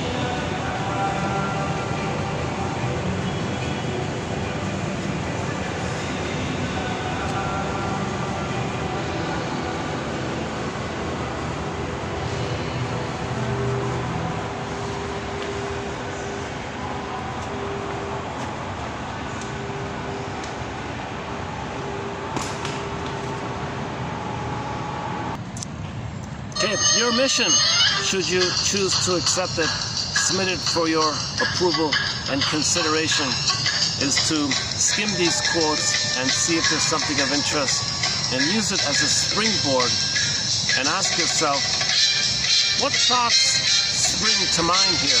What does this quote remind me of? What does it suggest to me? And see what comes up spontaneously, freely. And when a feeling comes, validate the feeling. Make room for the feeling. I must have every reason for feeling this or sensing this. And if you notice the resistance, well, notice the resistance. Submit it for your approval. Thanks very much.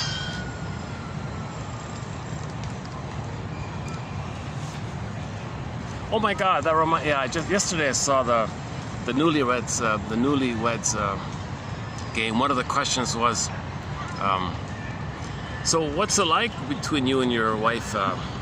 Which movie title describes how things are going on in the bedroom or something? Mission Impossible.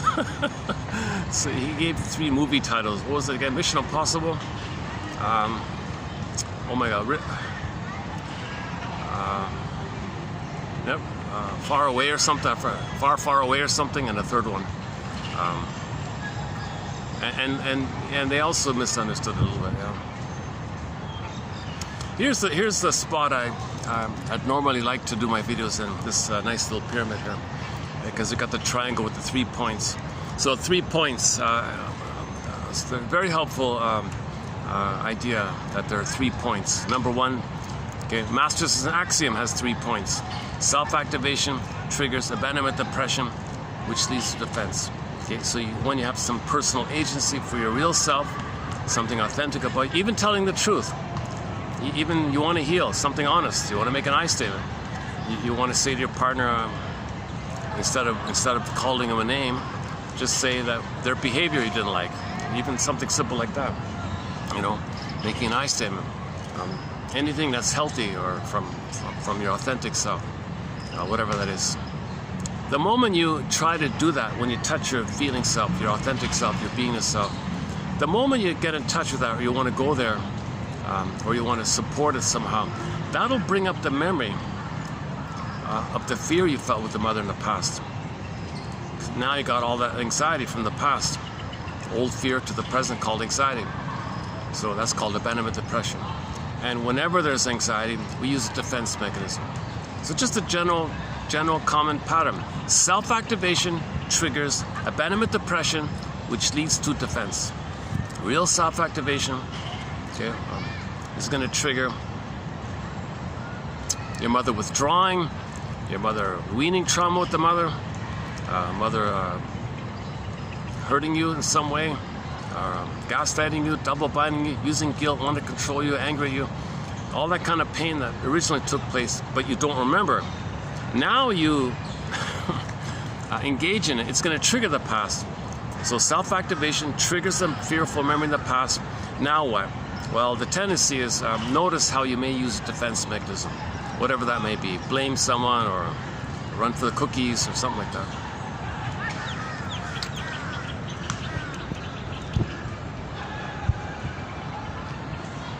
Yeah, I tried, I don't know if you can see it, the building on the left side, just under the rooftop where the lights are, sort of like a black and dark port. That's the balcony to the penthouse unit below the rooftop. I managed to do one video there by fluke, the elevator. I didn't know it, but the elevator was working. Today there's a venue. I can't go there today. Let me enjoy this breeze here. So we got about maybe 10 minutes of this breeze here. Let's wind down this video. Yeah. Towards the end there, I got tired. I was stumbling a fair bit. That's one of my.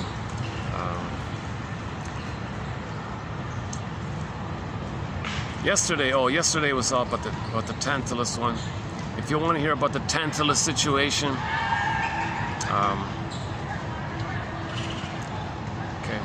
the weaning trauma, go to yesterday's one. There's a metal named after Tantalus. There's a metal, an actual metal, used in electronics called a tantalum, a rare blue-gray corrosion-resistant metal named after Tantalus of Greek mythology. Okay, daily unhappy. No one's really happy. Are we all is that the Tantalus syndrome for people? There's a mountain in Oahu. That's in Hawaii, right? So there's a mountain in Hawaii named for the Greek myth of Tantalus, for whom satisfaction was always just out of reach. There's even a proverb in the Greek language. There's a proverb called the Tantalaian punishment. It means you're never happy, right? In reference to those who have good things, but they can't enjoy it. They've got something good, they feel nothing. That's the Tantalaian punishment.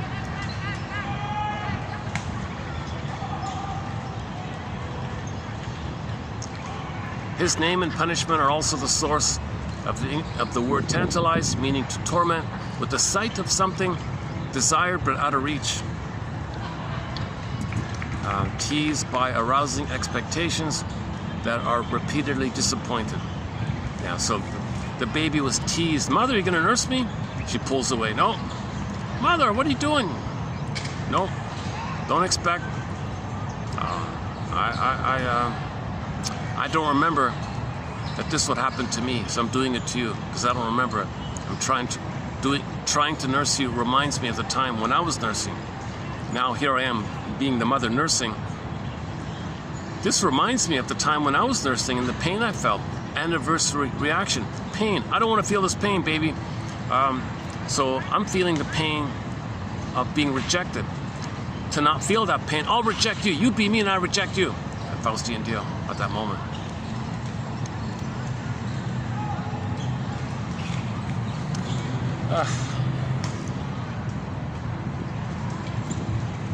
I was here at around 2 o'clock. I couldn't. I was just pouring sweat. I was just sweating all the time. Now there's a breeze. Hey, look at that. Yeah, it's nice now. Yeah. Pull up. Should we pull up another song? Let's see.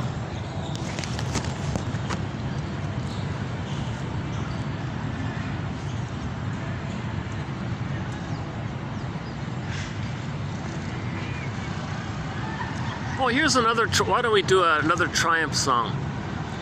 Yeah, since Say Goodbye. We did 2 already, right? What kind of love is this?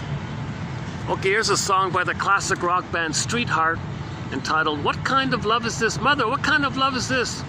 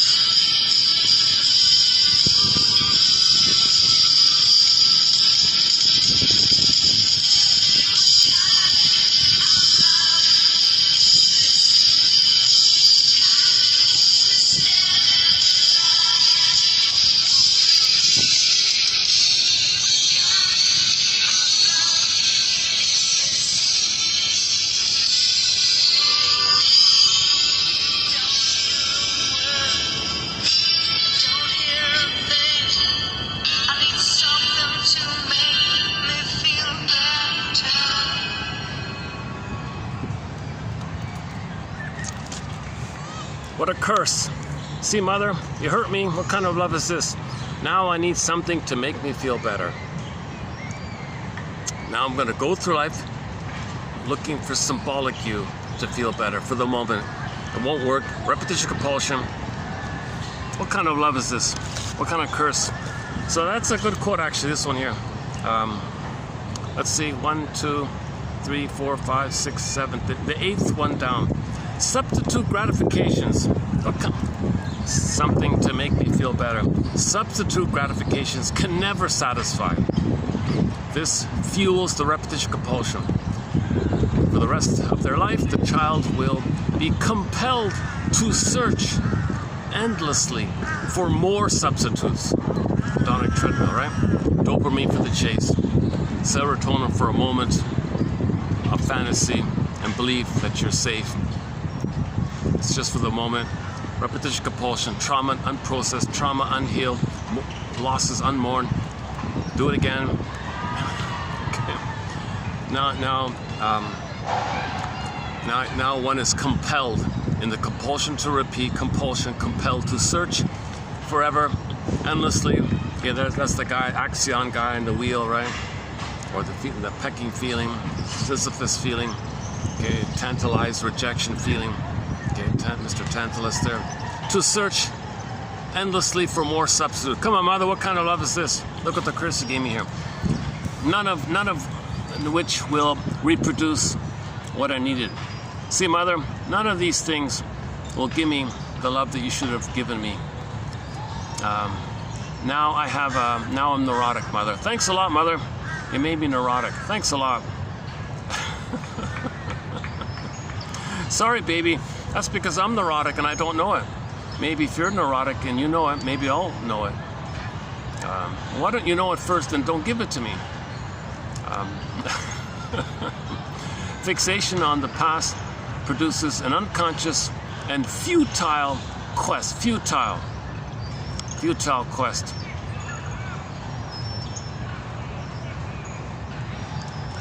So take the fantasy, The Matrix. So the film, right? The guy owns the planet's destroyed. It's just him, and he feeds off the survivors. Is he satisfied?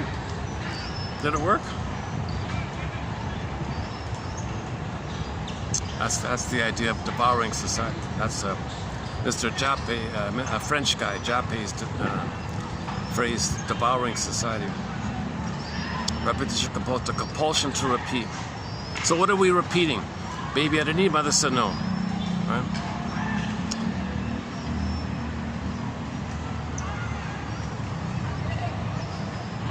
Baby, I didn't need, mother refused it. Search for symbolic, mother, but you do it and you refuse it. So you feel important, you get an identity because you're going to do it, but you're still disappointed. And this alone, this idea alone conveys the devouring, insatiable greed phenomenon. And as mentioned at the earlier in this video, you want the good, dump the waste. Grab the good, dump the waste, like that. So 20% are millionaires and 80% are in poverty, kind of thing. Are the 20% happy with 80% of poverty? They might feel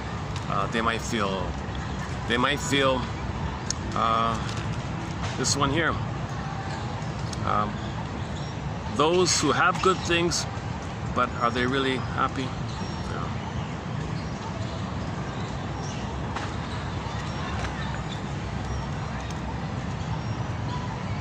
So the usual feeling is something's missing.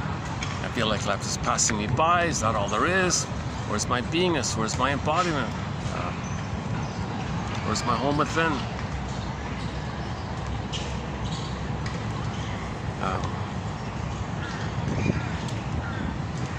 Where are we here?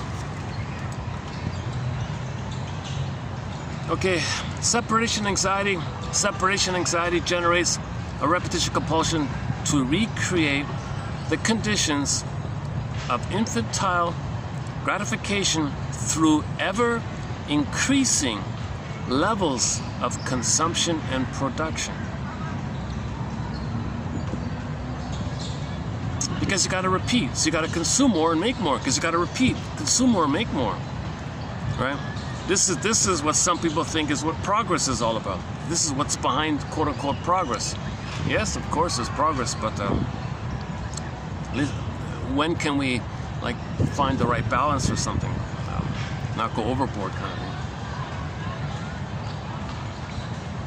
Oh, that's why it's nice and cool. It's gonna rain. Yeah, it's gonna rain soon here.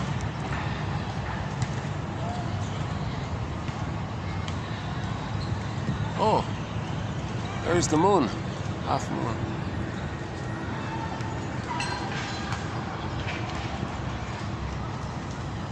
Okay, let's enjoy this breeze for another 5 minutes and we'll wrap it up.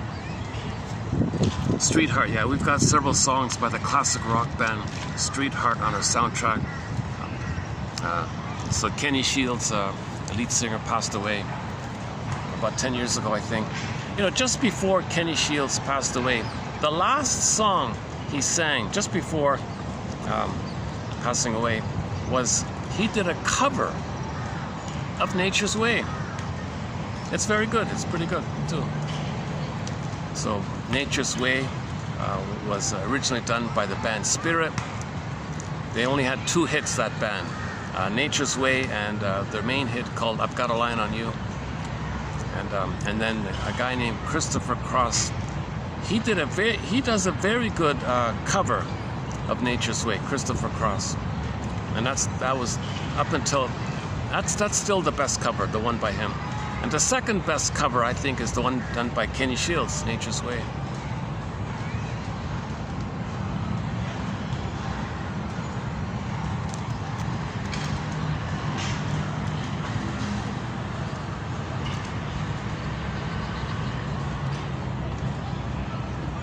Well, looks like a carnival in there, eh? It looks like a circus right there.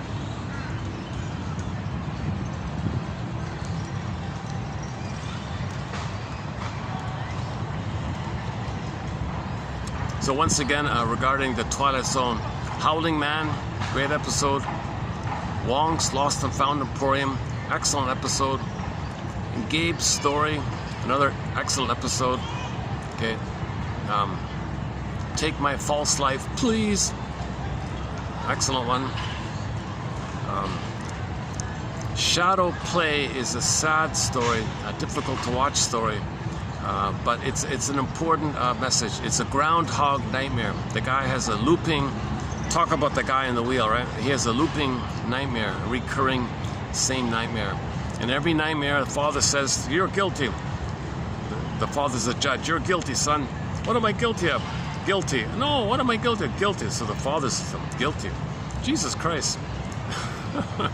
Then the father was the district attorney. Yeah, you're guilty. What of what? Sometimes the father was the minister guy. You're a sinner, a son. Oh my God, what the hell? What's going on here? Why am I so guilty? I'm just a little baby. I came on the scene, and I have these feelings. I'm so guilty. What the hell? So he was trying to face this false belief, this temporary belief that babies make, that they're guilty and they're wrong, to get along with the mother. They want to get along with the mother. So in order to do so, they say they're no good, they're wrong, sacrifice. So there's a sacrifice idea again.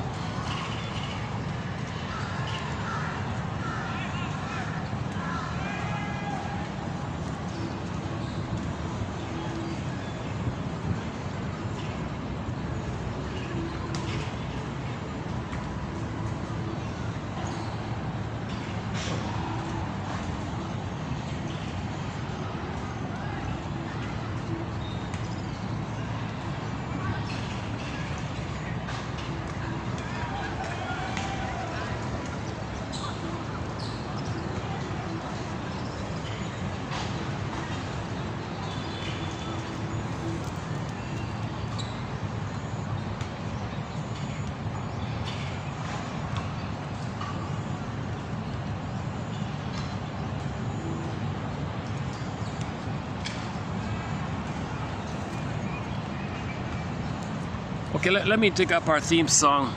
Why don't we close up with our theme song to 1001, Windmills in the Mind. And when the song ends, I'll just close the video. So For the love of narrative medicine, thanks very much. I'll see you in the next video. So here's our theme song.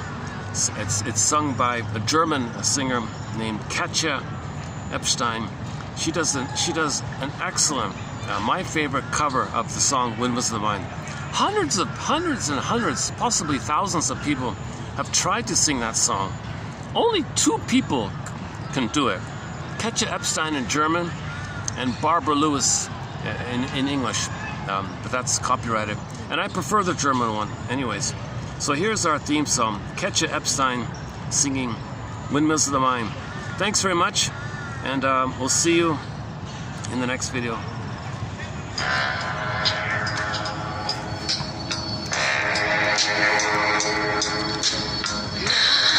Wenn die Straßen plötzlich still sind, wenn die Stadt auf einmal schweigt, wenn aus steinernen Kaminen stumm der Mond zum Himmel steigt, wenn es hier in meinem Zimmer leer und einsam wird um mich, suche ich in den dunklen Schatten die Erinnerung an dich, und ich fühle wie ein Augenblick zur Ewigkeit gerinnt, wenn das Spinnrad meiner Träume längst zerrissene Fäden spinnt und sich leis zu drehen beginnt, wie sich Mühlen drehen im Wind.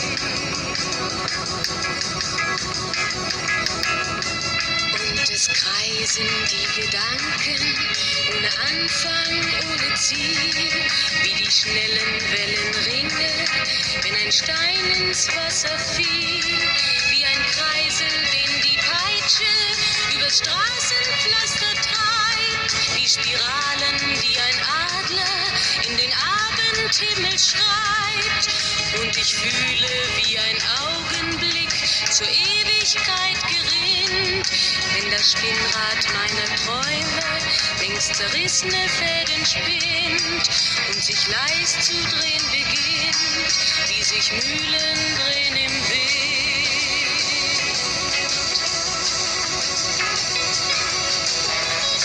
1000 Fragen ohne Antwort, 1000 Fragen ohne Sinn. Warum flog für uns der Sommer wie ein Pfeil so schnell dahin? Hat der Herbstwind gar die Spuren unserer Liebe schon verweht? Wenn erst weiße Flocken fallen, ist es dann für uns zu spät. Sah ich eben nicht im Dunkel deinen Schatten an der Tür, hoffte für ein paar Sekunden, du kämst doch zurück zu mir. Doch warum sich selbst belügen? Längst ist meinem Herzen klar, dass der Pulsschlag dieser Hoffnung nur mein eigener Schatten war.